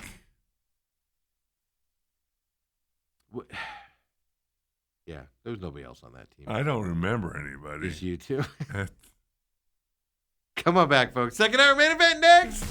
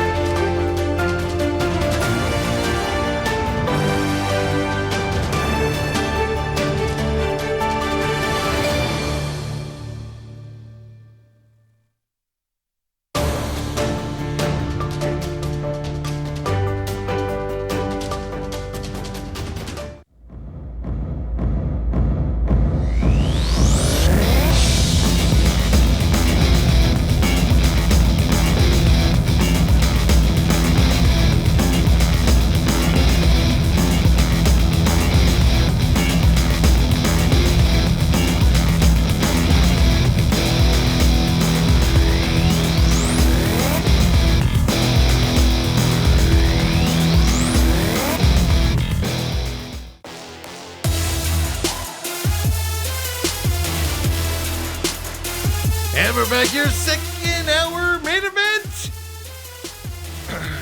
We just spent that whole break trying to figure out who was on that Cowboys 90s team besides Giesick and Hellestray. Yeah. Well, yeah, the two linchpins. I don't know. There were some ancillary pieces. Aikman. What position Smith. Aikman play? Yeah, I think he was a running quarterback. I'm your humble host, Stephen McCollum, and 17-year NFL veteran for those bespoken Dallas Cowboys over here. Dale Hellestray here, getting you through the next hour of the show as well. Robert did chime in last hour and says, at TME Sports Show or Texas 623-252-6670. And Robert said, aren't all EVs pink? You got a good point. Zing. Hey, you know what? Enjoy paying $5 a gallon. There you go. My comeback. Yeah, but wait till you get your My electric bill ain't going up anymore. It is this month. Oh my God! I know. I already saw my projected electric bill Yeah. for this month. Because I logged in. Was it what day is today? Wednesday? Yeah, Monday. I logged in because paying some bills and stuff. So I logged in my SRB account. It's like projected bill, and I'm like, no. When you're spending $7 a day in electricity because your AC has to run because it's 107 degrees outside in March. I saw something last night on the news. I think they said we averaged 600 to 800-degree days in March and April over the history of Arizona. Well, I know last weekend was the hottest it's ever been. We've already, but not just for March, for April too. We've already surpassed that. Yeah, and we haven't hit April yet. I know. We normally don't get to the 105s till May. But by next weekend, it's supposed to be in the low 80s. Is it? Yes. Oh, is that when we're finally cooling down? Good. Summer's going to be unbearable. I'm going to need a couple days off coming up here because I'm going to go to Alaska and find a little shack to live in for this summer. I'll do the show remotely. We'll have internet? You'll see. I'm going to have to make sure. You'll see a moose walking behind me during the show. Maybe a bear. I might have to fight a bear during the show at one point. Excuse me, guys. This bear won't leave me alone. I got to turn around and take out this bear. Put him in do some business on the bear. And then I come back and be like, all right, Dan, what else is happening in the sports world? Well, let's see. Cattell Marte had a night off yesterday. Oh, yeah. Well, he probably deserved it. He played for 2 weeks straight. No, I was just sore. When was at his back? Needed a break. Boy, there are certain things you just never forget. Because they're stupid excuses, man. It's just embarrassing. When was that? If you said that about me right now, Steve's a little out of it today. When was at his back for a couple days? That's rough. Can't handle it. I know how he feels. It's like, oh my God. Steve had to load up his own dog food. Hearing himself. He's sore. He had to carry the dog food out. Randy Bennett, of course, here at Arizona State now, made his visit here, gets private planed in and everything. Met Molly Miller yesterday around the facilities. And we're already getting words here of, 4-star guard J-Rob Croy flips to Arizona State because Randy Bennett's coming here as well. 6'5" combo guard from California, ranked 121st nationally. He was going to go to St. Mary's, and obviously with him switching, coming to Arizona State now. A couple of St. Mary's, the big, I call him the center, but the big 7-footer there from St. Mary's, from Lithuania, went into the transfer portal. Of course, the speculation is he's going to explore coming here, right? Because of the change as well. But a lot of St. Mary's is going to lose some kids just because Randy Bennett left, right? Coming up here, I don't know how to put this kindly. We're already seeing better athletes coming here with this coaching change than what we had seen in the past, recent years. Did I put it gently enough? This is why a change needed to happen sooner than this year. Yeah. You're already seeing it. First of all, the guy's name is J-Rob. J-Rob? J-R-O-B. It's this kid's name. I don't care how you pronounce it. If you're going to give me 20 and 10, He needs to get bigger. He's a skinny little kid. Obviously a high schooler, a Right. skinny little guy. He needs to get some weight room in there and stuff like that effect. But yeah, I mean, 4-star commit. What do we hear all the time? ASU's facilities. You get the 5-star guy. Bobby could get the 5-star guys here, but he got the wrong guys here that didn't want to play and stuff to that effect, and coaching issues and stuff like that with them. It's gonna be fun to watch, man. If it's like this already, this is gonna be a fun movement to watch. That's all I can say on that. it does seem when he got the 4 and 5-star guys, they're always the wrong one. Yeah, they were like Christopher only cared about his NFL career and getting drafted, so that's why he sat out that year. Bagley got the wrong Bagley brother. On top of that, it's just so it's gonna be fun to see. And I'll say that now, like I said, I watched a lot of the hype video and I watched a lot of videos of him going around the facilities yesterday. Like I said, he's not going to be Dillingham and Molly Miller level of excitement. Right. He's kind of a prickly dude. He just is. Somebody else yesterday told me that his dad, Bennett's dad, was his driving. Was that what do you do with that driving thing? What you do when you're learning to drive? Driving permit? Driver's ed at Westwood. Yeah, I know. Now I know somebody that Randy Tom Bennett, his dad was his driver's ed instructor at Westwood back in high school. Apparently, Dale, Westwood's the place to be nowadays. Wow. With their crooked numbers on their football fields these days. Forgot about that. How can you? I still have nightmares about it. I just wonder if they got done and the guy's like, crap. They're like, this will be our new feature. We'll be unique.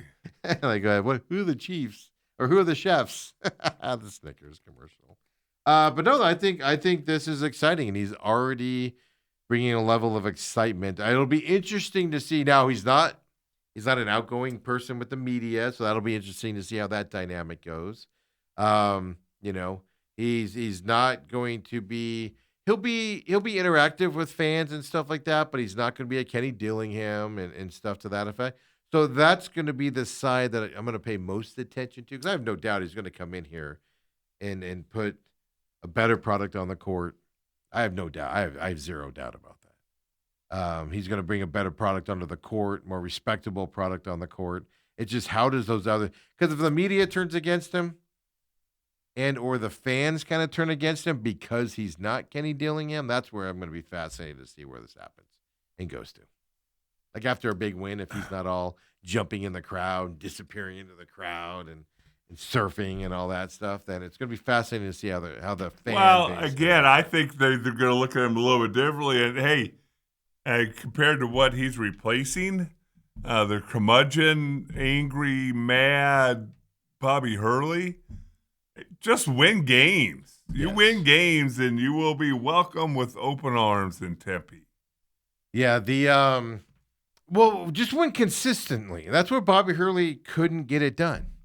Dominate the non-conference schedule, and then the conference would start. Finish with the conference record of 500 or winning record in there. Beat the teams you're supposed to beat. Even though Coop says, well, Steve doesn't want to win. That's stupid. You got to beat the big teams. Just beat the teams you're supposed to. And finish in the upper half of that. Because if you finish in the upper half of the Big 12, you're going to the tournament. You're going to have a chance every year. Yeah, and that's all you can expect from that side. Hey, last night, Dale, speaking of basketball, your Phoenix Suns had a chance to win it. Here's Booker, game-winning shot, opportunity here to tie the game. To tie the game, here's Booker, Dale, since you were asleep. You didn't see it? Devin Booker has an opportunity. Oh, that's the one I emailed you. Sorry, guys. I don't have my ears. Let me put my ears in. Can't hear. Yeah. You say he doesn't have that video, Steve. No. Said you never sent it to him. Was it too big for the email? Never mind then. Dale, just trust me. Booker missed the shot. Yeah, he did. You're just going to have to believe me. It was an open shot. In the studio, really quick, Kobe, it's in the studio email. Hold on, you got to speak in my ear now. Now I have my ears in and I can't hear you. Welcome to production on live television, folks. Wow. I'm just going to wait. What kind of operation you running around here, Steve? It's a Wednesday one. That's all I'm going to say. It was in the spam folder? Well, is that maybe what you that's said? where that shot deserves to be. Seems fitting for the Suns, Yeah. doesn't it? Oh, is that what he said? It was in the spam Yeah. folder? Just go ahead and play it, Kobe, whenever you have it. No worries. Here we go. Had a tough time inbounding it, throwing it to the back. Got to go back and get it first. Booker. Come on. Oh, look at me. They Oh. double him. Passes it off. Gets open. Dale, is this isolation ball? Look at that shot. You can't get a better shot than that. But he can. But he didn't. How the Suns lost last night. Couldn't get a better shot. What drugs are you smoking? Yeah, then I said, well, you can. It was a 3-point shot with a dude in his face. It was inside the three-point. Well, they ridiculous to take play that it far. again. The dude was not in his face. The dude ran by him. Like the guy was already halfway to the locker room at the end. We got to, first of all, that pass back, he was not ready for that. He wasn't expecting it to be thrown in the backcourt. Dude, look at this. You complain about isolation. That dude's nowhere near him. What are you talking about, guys in his face? The guy was on the Suns bench, sitting there watching.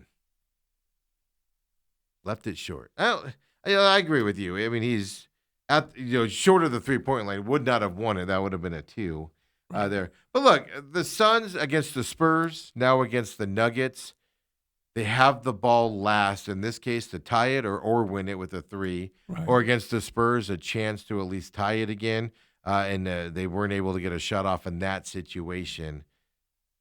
These are good teams. Nuggets aren't what they have been in the past. They're struggling a little bit. But the Suns are fighting hard with a chance to win at the end. They're getting their mojo back against these good teams. That's what I'm noticing. When Dylan Brooks comes back, it's going to be even better. And I want to see who that article is written by, because what everybody lets slide.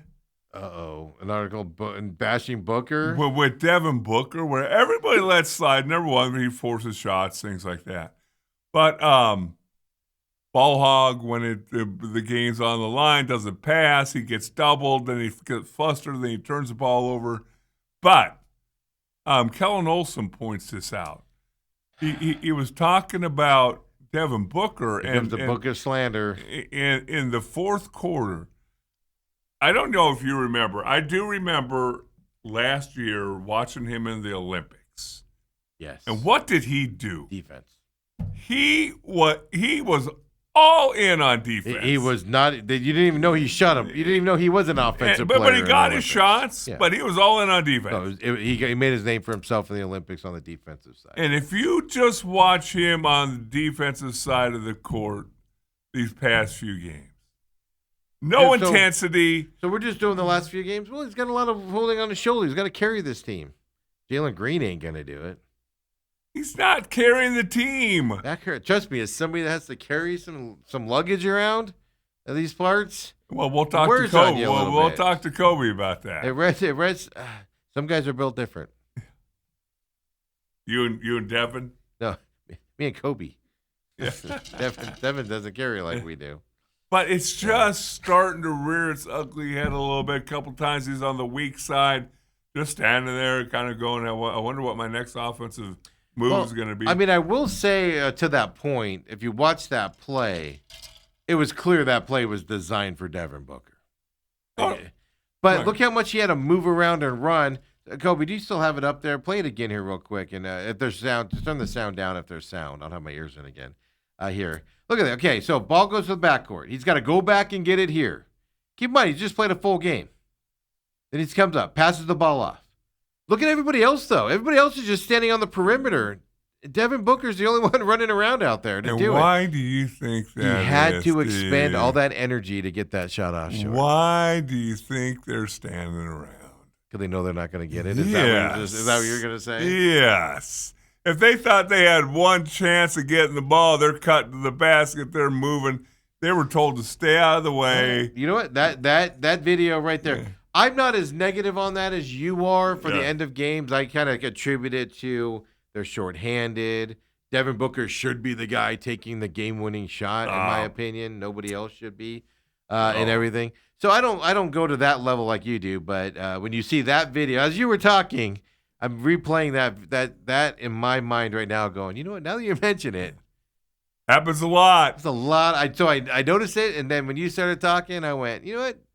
Dale might be right on this. Kobe, snip that. That's 2 times. This show is going to be just lost into the world. It's not going to go on demand later because it's going to just go Again, lost I in the think world. Devin is a fine basketball player. I think that people just absolve him of so many things that if his name wasn't Devin Booker and he hadn't been in Phoenix so long, people would be on him by now about that. Most superstars, like Jokic, he's not playing well right now, and he's beat up, he's tired, and trying to get playoffs. The Nuggets have melted down going into the playoffs. Why they got rid of their GM and their coach last year on a playoff run? They got rid of them. He gets absolved of a lot of that stuff too. Superstars tend to get absolved of stuff. but unless your name's Kevin Durant, and that's because you rub people the wrong way with other things. now are you going to tell me, Kevin Durant. for the love of God, that you're now putting Devin Booker and the Joker in the same sentence? Oh, I Devin Booker ahead of the Joker. What? I try to do it with a straight face. What on earth are you talking about? I try to do it with a straight face. No, Joker. If I was starting an NBA team today, Joker's my guy in the middle. Yes. And gosh, if If I he had to had some choose help between those around two. him. That's the problem. They're not putting any help around him either, so he gets beat up and a lot of stuff on his shoulders and things to that effect. But yeah, I'm okay. All right. Well, last night at least with that last shot, prove a point. But I think also, well, doesn't that bring up the other point? Where's Jalen Green at? Yeah, I question that too. I would trust Grayson Allen with the shot at the end of the game, me personally, but he's not healthy right now. In a game, out of game, in a game, out of a game, type of a situation. So I would trust Colin Gillespie with the ball in his hands late, not necessarily with the last shot, but with some ball rotation type stuff. Yeah, I trust him with and that. make a play for somebody else. That's what I mean. Yeah, drive the lane and draw it in, and then kick it out for the three-pointer for Booker to lay it short. And I also didn't realize this. Did you realize what Iguodaro shoots from the free throw line? What percentage? I did not. Is it bad? An NBA athlete, Oh, is he Shaq level? 46% I would have free throws. said 50%, 60%, Free but yeah, throws. 40. He's only down to 40. So there's obviously some question marks and all that. He was 61% in college, 58% last year. I don't know. Did they move the free throw line back? Yeah, but I mean, you played basketball at a high level up there at the Fighting Hellestrays and everything up there, Saguaro. No. Like end of a game, your legs are tired, man. You leave stuff short. That's why you condition. Booker left that shot short, which simply means his legs were all tired. Oh, that's all that means? That's all that means. His legs were tired from just carrying this team on his back the whole time, Dale. I just get so tired of people making excuses for them. And I love them. I love the Suns, and that's why I care, and that's why it bothers me. I only treat you like this because I care. Yes. That's what Dale's saying. Yeah, the tired Joker just exhausted 23, 17, 17. Triple double. Almost night. a triple 20. Yeah, he dominated. For a guy that's off his game, he sure did look good last night, didn't he? For a guy that's not playing well, he sure does look good at times. I'm the first to admit, Devin Booker, he's not a Kobe level superstar. He's not a LeBron there. Even LeBron struggled to make game-winning shots for a long time in his career before he turned it around. I agree with that. There is something at the end of games, which is why you thought Kevin Durant would help him out, because Kevin Durant will hit those game-winning shots. But doesn't bring the question, where's Green at end of games? He just disappears. He's like Batman. Middle of a sentence, and he's just gone. Middle of a play, and he's just poof. The ninja without the smoke just disappears. Fascinating. They got to solve it, though, if they're going to do anything in the playoffs coming up. Yeah. Now, they have multiple days off. They don't play till what, Saturday? Yes. They have the Jazz. That's one of those trap games, Stevie, Why is it a trap in your eyes? because they expect to kick the living bejesus out Well, of Utah. Multiple days off, going to a game you should win easily. Yep. Suns are going to lose on Saturday night. Ah, come on. They're not going to show up. Come on. They're not going to show up. They think they're going to win it just by walking on the court. No, I hope that doesn't happen. But that's the thing you'd worry about going into this game. Now there's 9 games left. You're in your playoff run. That better not be the case. You will. I don't think the Clippers are going to catch the Suns. Personally, you go on a losing streak against bad teams. Absolutely, they can catch you at that point. So it's not like it's completely over yet. And if you're the 7 or 8 seed, does it really matter for the play-in game? No. But that momentum-wise, yes. Because whether you're the 7th spot or the 8th spot, you're playing in that first play-in game for that 7th seed. Now it's home game or away game. That does. Well, what I love is everybody's talking about, oh, you want that 7th seed because then you get to play San Antonio. You want to avoid Oklahoma City. Oh, yeah. I mean, oh, my God. If you get Oklahoma City, you might as well be that Syracuse women's basketball head coach. Why are we in this? Why are we in this conference with them? Do you guys hate us this much that you put us in here with the Thunder? Yeah, no, you want to avoid the Thunder at all. Everybody wants to avoid the Thunder at all costs. On top of it, because they're just going to win it again, Dale. Put them down. Well, you'd love to see Phoenix at least make a showing in the first round of the playoffs. Well, they have a better chance to. They'll win 2 games against the Spurs minimum. They might even beat the Spurs, Dale. Okay. Did you just watch them play last night? That was without Brooks. Brooks will be back probably Saturday night against the Jazz. Then you get Mark Williams back next week. Look, say what you want about these injuries, but sometimes injuries happen at the right time of year. Mark Williams needed a break. He's never played that many minutes in his career. He's usually injured half the time. He needed a lengthy break. Perfect. Well, what's going to happen is Dylan Brooks is going to come back Saturday night, get 2 technicals, and they have to be suspended for 2 games. Yeah, it's 1 game every two technicals. It's 1 game suspension. Oh, I thought it goes up to 2 games at some point. Does it? I don't know. So. Yeah, I think it's every 2 technicals. It's 1. I know. People forgot about that probably. Yeah. The other interesting thing around the NBA, besides the fact if you want to own an NBA team in Vegas or Seattle, you just got to come up with $7 to $10 billion, folks, because bidding is now open. I just thought about this. The Vegas one, I think Seattle, in terms of fan engagement, Seattle's the better market to own a team in terms of home fans. The Seattle market will be better for the basketball team than the Las Vegas market. Oh, no doubt about it. But Vegas is going to bring you the visiting fans, all the other stuff around there. So Vegas would be better from that perspective. You're just going to have to, like the Raiders, don't have home field advantage in Vegas. They're overrun by visiting teams and stuff like that. So for Vegas, in terms of total fan engagement, you just have to own a team that you're not going to have home field advantage in, home court advantage in. So Seattle would be better for that. But it's going to be fascinating to see here. Does this get driven up above $10 billion? Couple people bidding, like the Vegas one. Couple people bidding for that one. So they're like, oh, I'll go to $11 billion, 10.5. Yeah, but if you're making these bids too, and you're looking at, hey, the salary cap is going to go down. Yeah, down $1 million. Does that mean that things aren't looking quite as bright and rosy? They don't care. They'll still buy it for that price.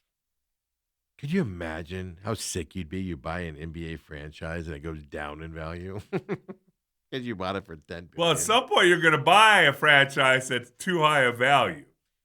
Oh, at some point. I'm not saying you're there now, but they're getting to that point where you're getting to the point where people aren't going to buy teams because of the dollar amount. Right.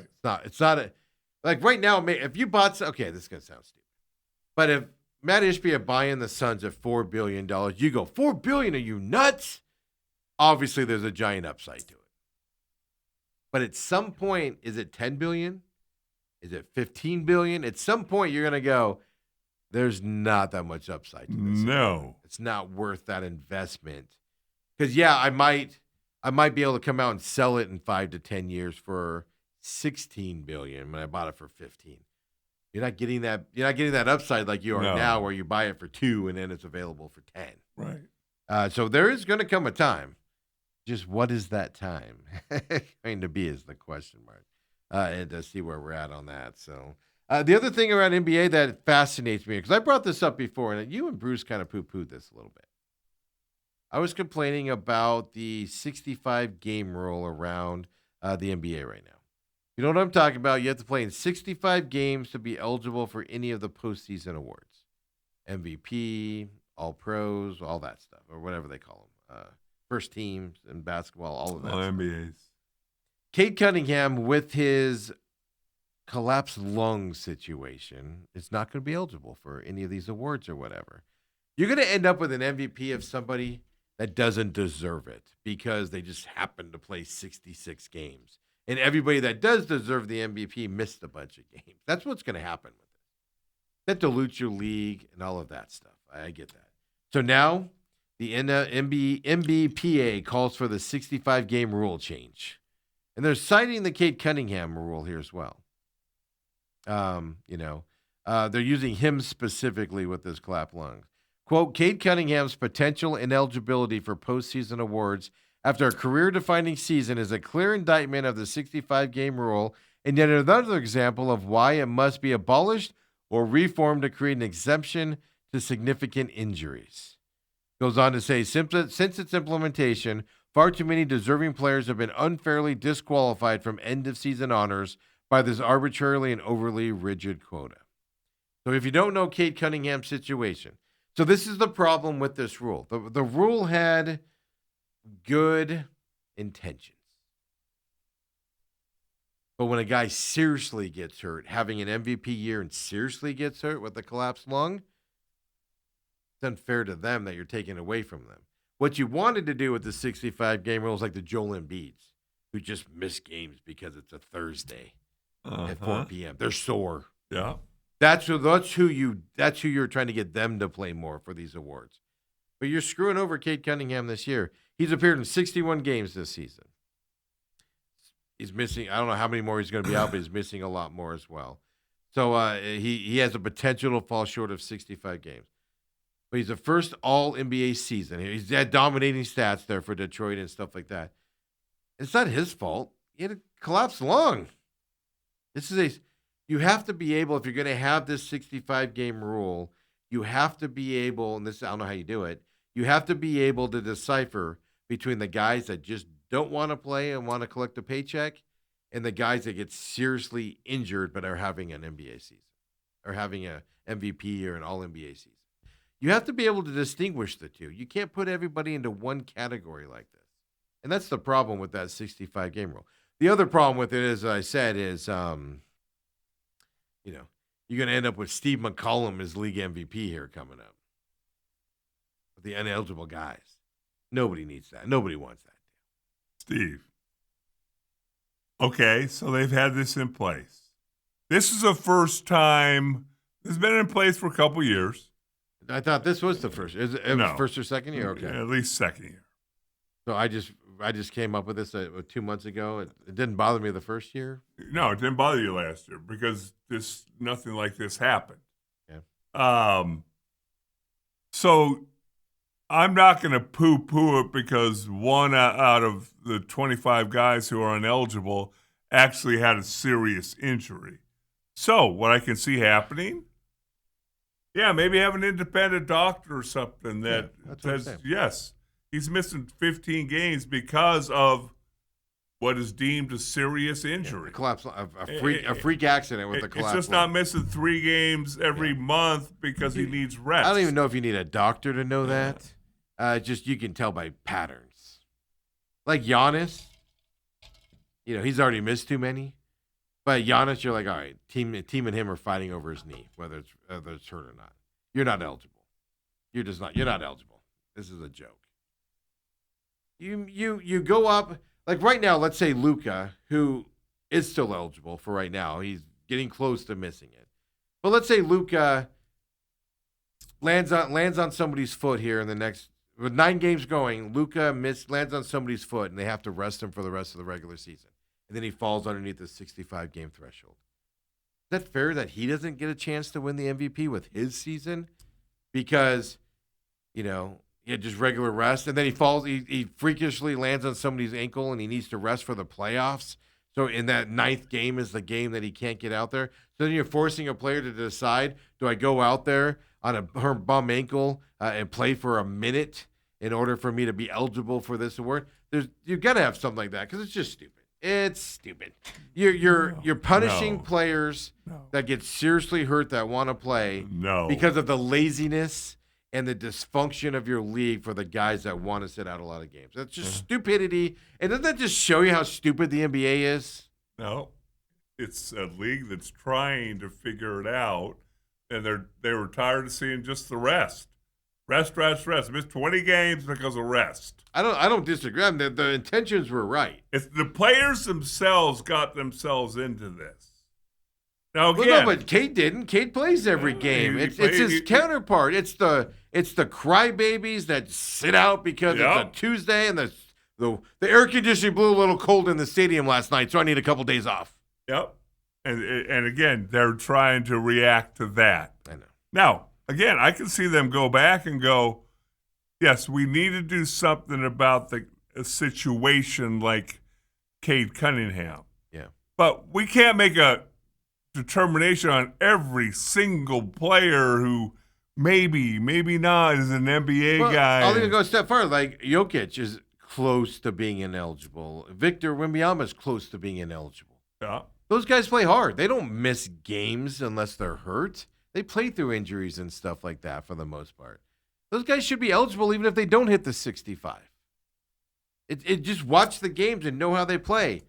Then what's his name? Anthony Davis should never be eligible for anything in his life. I know he's out for the season.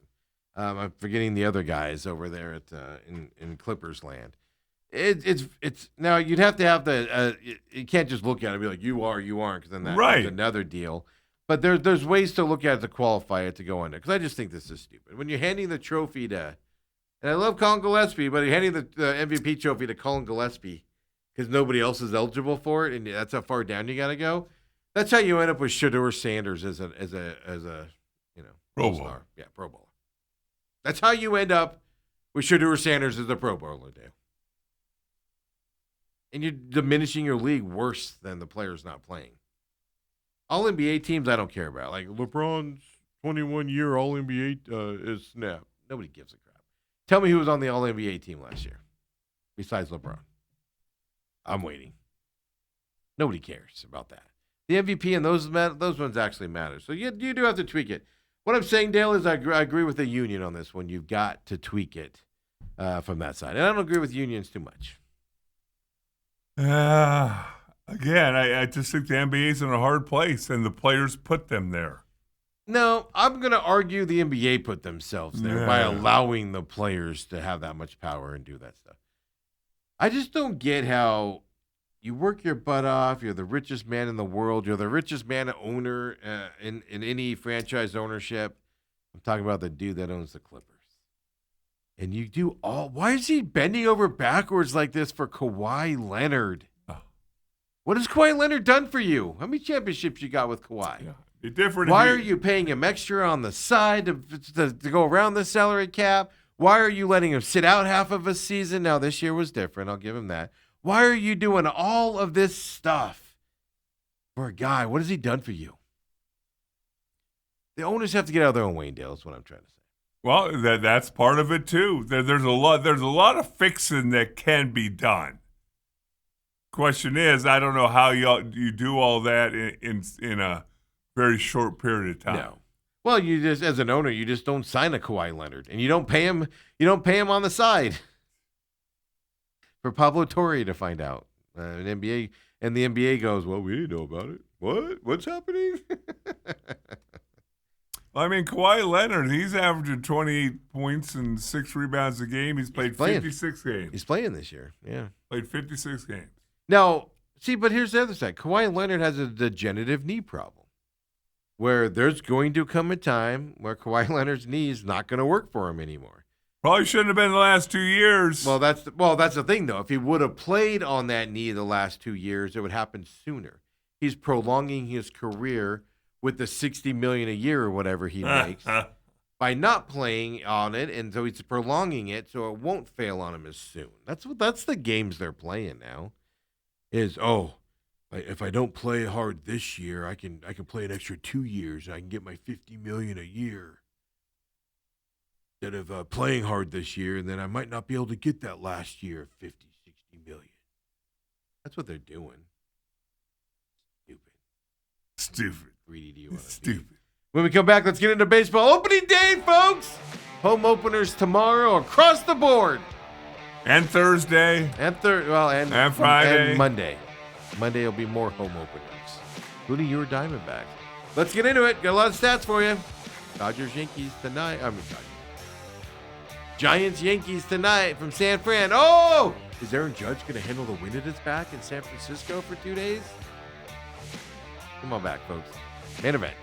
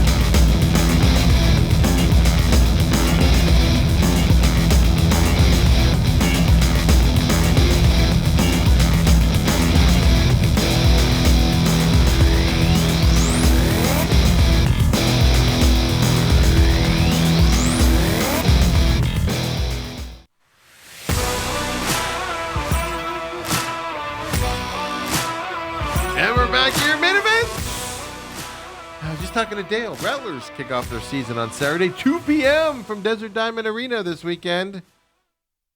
See how they do this year. Complete roster turnover for the most part with this team. A lot of aging guys there, so we'll have to see how the new guys happen. Yeah. Well, and the Rattlers, for the most part, they've kept a bulk of probably 5 core guys. The stud running backs coming back. That young kid last year is going to be there. But the older guys are all gone. New quarterback, the Green Bay Blizzard quarterback who won the championship. Last time they did this, they won an IFL championship the year after they took the guy that won it. No Bay Area team this year. New Mexico got a team back. There's some definite changes. I know they're going to national TV. Yeah, sort of. You still have to pay on that on whatever site. Yeah, there's still some confusion. And yeah, I'm not gonna lie. Yeah, I haven't seen a game yet. I wanted to tune into the Blizzard in Las Vegas, 2 final championship. Couldn't find it. Yeah. Gave up. Moved on with my life, and I'm not paying for it. I paid for them last year. I'm not paying for it. Right. On top of it, Dale, I ain't gonna lie to you. I'm gonna cover it and stuff. I just hope the IFL fails. It's just a terribly run organization. Before we get to opening day, so you can go on another opening day rant and have one for tomorrow too. What's your take on Puka Nacua? And the things that are coming out about him, He denies them. but here's my deal. And first of all, why is it always one position? Receivers. Why is it receivers that are normally Quarterbacks get hit with it too, though. No, I'm just saying, but you look at wide receivers. Yeah. Some of these young, quiet, nice, hardworking wide receivers, all of a sudden they get some success, and something happens to them. And I don't care if it's You want to know what it is? Bakua Nakua. Yeah. I don't care if it's AB, Antonio Brown. Yeah. You 'Cause could he go wasn't around well-known. and around. They came into the league. They worked their tail off. They became all-pro receivers. And then all of a sudden, No, you want to know what it is? something flips. It's what they've always been.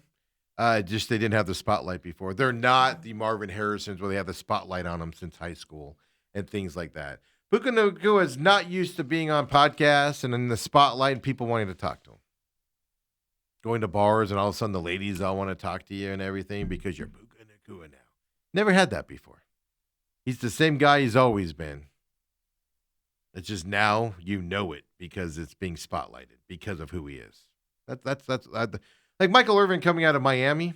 You knew what was coming, yeah. and he also knew that he was being watched, and so he knew, stuff had happened. He didn't necessarily care because he continued it and stuff like that. But you knew what you're getting. Marvin Harrison, you knew what you're getting. He's polished because he had spotlight on him at Ohio State constantly, even in high school. Puka Nacua's never had a spotlight on him. That's why. They're that way. That's why you'll see that with like NASCAR people as well. NASCAR guy just got suspended for, being insensitive to an IndyCar driver and sexual preferences and stuff like that. Made a joke. That's probably what they do in their real life. Never been an issue before, and all of a sudden they're with their buddies and they do something, and boom. National coverage because of who they are, because now they worked hard to get there. That's what I honestly believe it is. Whether you think that, look, I'm a dude, you're a dude, we all know dudes. Dudes do things with their buddies that they generally will not do in public. Act a certain way around their buddies. Yeah. Talk a certain way. I say things with my close friends that you will not hear me say publicly or in any other mixed place at all. And I'm not saying it's bad. Don't get me wrong. I'm not out there doing dastardly thing. But you might get offended by something I say that me and my buddies are laughing at. Right. You've been in locker rooms. You know things that are said in locker rooms that they don't get said outside the locker rooms. Right. But they get said in the locker rooms. That is one thing that's just really fascinating to me. With all the attention and it seems like the 90s Cowboys have been energized these past couple of years with all these Netflix specials and all that. And there's still interest in what we did, which blows my mind.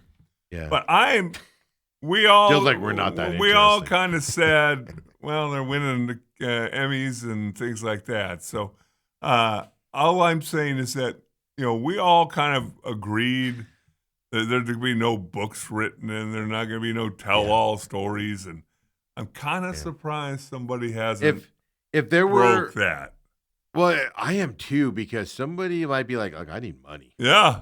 And you could you could dish in some dirt on some Like there's guys. there's a player and there's a player out there going, man, I'm struggling. This economy sucks. Yeah. I have family. I'm having health issues. My NFL insurance is gone. I need money. I'm gonna reach out and share some dirt here and see what kind of advance I can get or something. I'm shocked by that too. But I mean, that's the difference between this era and your era, specifically. Like I said, it's just look at the guys that are getting in trouble. Like I said, Daniel Dye on NASCAR just got caught with it, and he used an inflection on his voice and stuff to imply that an IndyCar driver was gay, is what he did. And I know a lot of people are offended by that. I'm not judging it either way on that. We don't do that here. We don't talk about that. But I guarantee you, and he was with his buddy. He does that with his buddies. Whether you like it or not, the fact of life. Guys do things around their buddies when they're comfortable and stuff and joking around and stuff like that. That looks offensive outside of it. Everybody does it. I got news for you, folks. Everybody does it. But that's the problem. And then guys like Puka go onto a podcast. They're with their buddies, and they act like they always do, and it's offensive to people. Well, the thing is about Puka, he hasn't signed that extension yet. Nope. And yet there's this one. Now, that's a women thing, right? Like some girls are complaining about him. Well, he's allegedly bit a woman and said some anti-Semitic things, but he's also. And I'm not saying he's doing that. No, I'm not saying he's like that in real life. I'm saying he's adjusting to the spotlight, is what I'm trying to say. But there he is. His brother got arrested for stealing an NBA player's car. His brother's like, I drive it all the time. What do you mean I stole it? Just it's certain things that you look at and go, why? Why? They're adjusting to the spotlight. I've never been in this situation. I've just always been in the spotlight, Dale, so it just comes naturally to me. But they're adjusting to the spotlight. So, like his brother's like, oh, an NBA player is going to let me borrow his car. Sweet. He doesn't think about the ramifications of the bad side that could come out of this. Right. And stuff like that.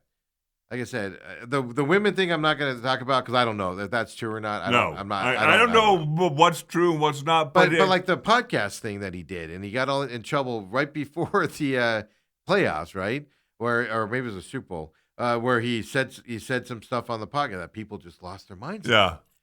And I'm like, yeah, you got to be smarter than that, kid. Yes. But he's not used to that. He doesn't have the training that a Marvin Harrison then you got an agent you're negotiating the next big wide receiver contract that's going to be. Kyle Larson in NASCAR goes on to and he's doing iRacing during COVID and casually throws out the N-word in a situation. And everybody's just like floored by that. What? And I know it's a whole situation. I'm not saying it's good that he did it or whatever, but it's like he wasn't used to that spotlight and that atmosphere on him.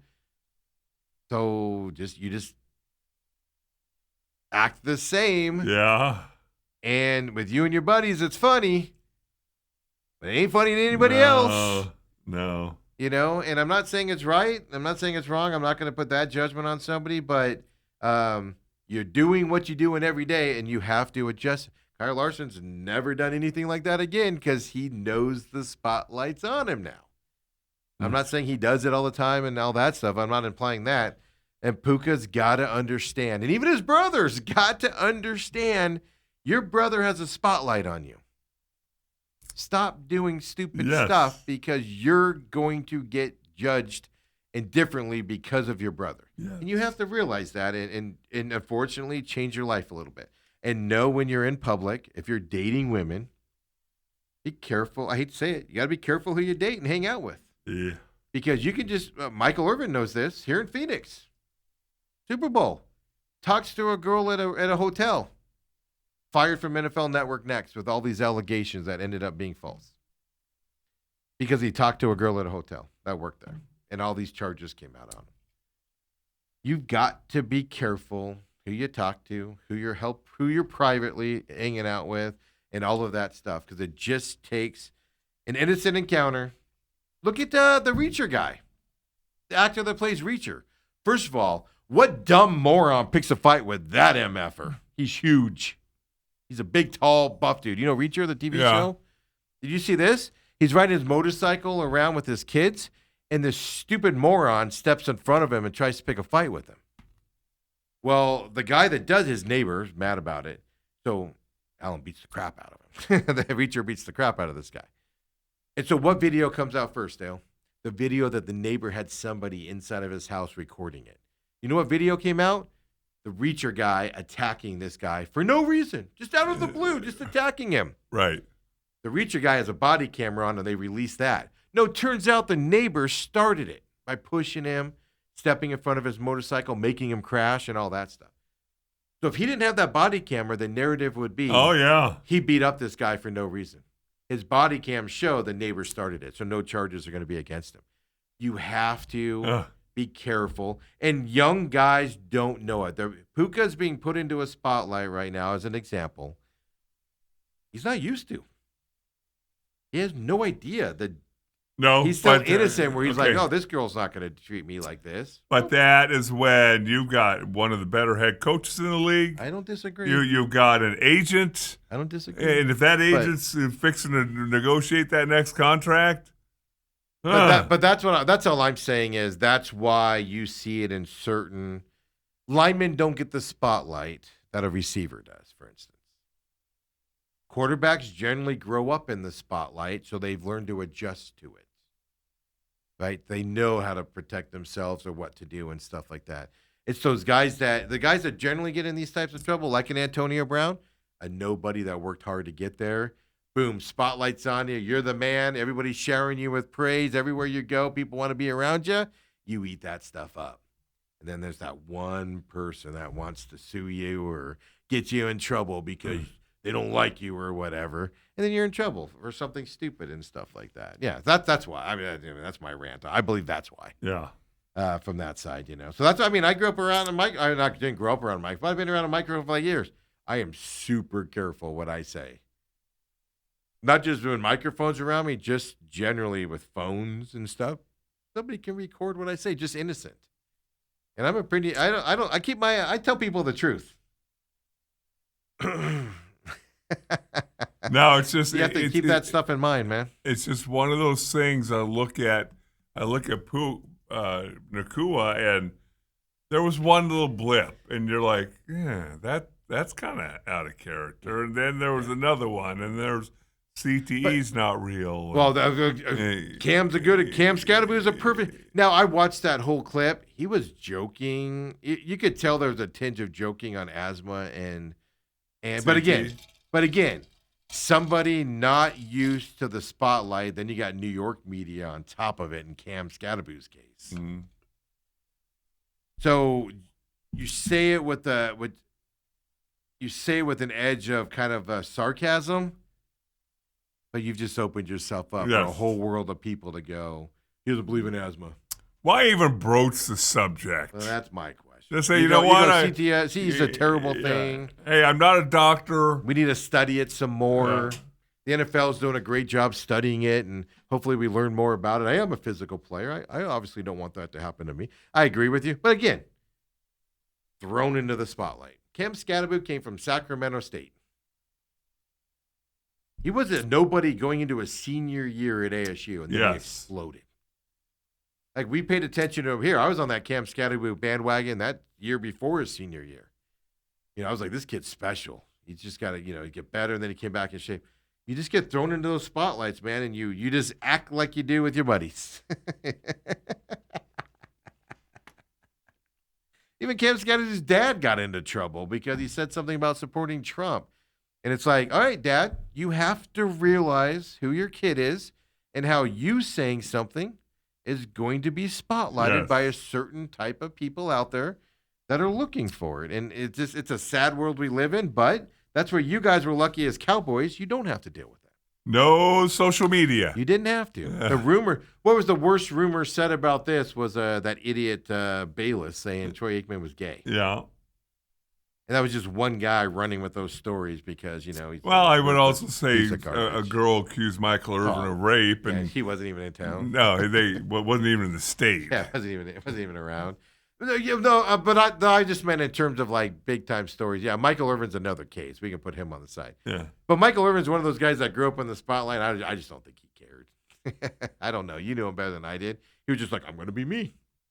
I just think that was I'm just going to be me. I don't care. I'm just going to be me. He's that way today, too. He's just like, oh. You see him on the sideline in Miami? Yeah. Most people at that age are polished, celebrating. No. Not Michael, taking his belt off. Well, and the other thing is to do some of the moves that he can do, gyrating and cheering. It does crack me up, but I know it's just, and it's easy, Dale, as a parent, it's easy to go, man, they should have sat Puka down and told him, hey, your life's changing. But this is a parent.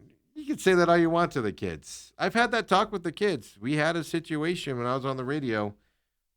A couple of Minnesota people went after the kids in Autumn, and I had to pull the kids aside and be like, hey, guys, if somebody reaches out to you and starts saying stuff like that, I go, you just got to be careful about it. Right. Got to be careful about it and stuff like that. And it sucks, but it's out there, and you have to change your stuff around. I mean, it wasn't like we're going to kill you or anything like that. They were just being a-holes. And it's like, but I told my kids that. Do you think they listened? No. So why is Puka going to listen? Well, Now he's going to, Dale. Because Puka, we're going to have $100 million counting on it. Yeah. He's gonna have a whole different amount of people wanting to hang out with him when that contract signed. Yes. Whole And so, different again, class. he's going to need coaching, and hopefully he takes it. That's one reason why I do like Kyler Murray. Kyler Murray just nothing gets to him, man. He's just does his thing and goes home. Yeah, the happy medium. I want something to get to him. But like his friends are the same. He's not out there, clubbing and meeting all these new people. And hey, Dale, tonight Yankees Giants. Your prediction on this game? Break it down for us. It's time, Steve. We're overtime. Yeah, break it down. Break it down. The New York Inning Giants. by inning. I want an inning by inning breakdown of this opening day game in Major League Baseball. We got the New York Giants. New York Giants. I could. San Francisco. I Giants. know. I could care. You have to have less. Netflix tonight, so Dale will not be watching this game. I'm suspecting. Stop! I do. My kids mooch off of me. Dale's like, how do I? Dale's going to Shut text me up. later, going, how do I get into Netflix? No. Look, enjoy no. the opening. All I'm going to say Yeah. is enjoy the opening night game. Yankees are a team that might not even win that division this year with Toronto. So it's going to be fascinating to watch. I watch a lot of I'm not a Yankees fan, but I watch a lot of Yankees games every year just with their talent. I don't know how you don't if you're a baseball fan. But Yankees are going to be a weird anomaly this year. Like right now I see The Athletic has the Yankees making the playoffs at only 70% right now. That division is going to be tough with Toronto there. I got a hiccup, excuse me. So that's what I'll be paying attention tonight. Giants, they fell off last year. But Diamondbacks have to finish ahead of the Giants because I think it's going to be. I'm going to have my divisions tomorrow, Dale, for everybody. But you've got to beat the Giants in this. Giants or Padres in this division to finish second, maybe a close third to make the playoffs this year if they're the Diamondbacks. So you want to watch that as a competitor for the Giants against the Giants tonight if you're a Diamondbacks fan as well. 162 games, Steve. I have a real hard time getting caught up with each and every one of them. Toronto Blue Jays, by the way, according to The Athletic, have playoff odds of 59.6%.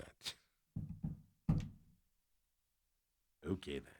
It's going to be fun. Baseball's underway. I love the beginning of the baseball. I love the beginning of baseball season, and I love the playoffs. Everything in the middle, I put up with because there's nothing else in the summer, Dale. That is true. We'll be back tomorrow. I'll put it out. I'll have it at least, and we'll put it out. Diamondbacks do get underway against the Dodgers. Tough start to the beginning schedule for the Diamondbacks. We'll have to see what they do and how much we complain about Torey Lovullo and his moves early in the season. Dale's getting ready for that. Hopefully, guys, Can't wait for opening day. send your ice over to Chase Field today or at least to L.A. So Ketel Marte can get unsore for the opener tomorrow as well. Dale, appreciate you. Good seeing you again, Dale. Thanks for sticking around all show again. Holmberg's all, I need you tomorrow, Dale. Don't go play golf. Dale's like, okay. See ya. See you, everybody. Have a great night. I like how Kobe's just staying on us.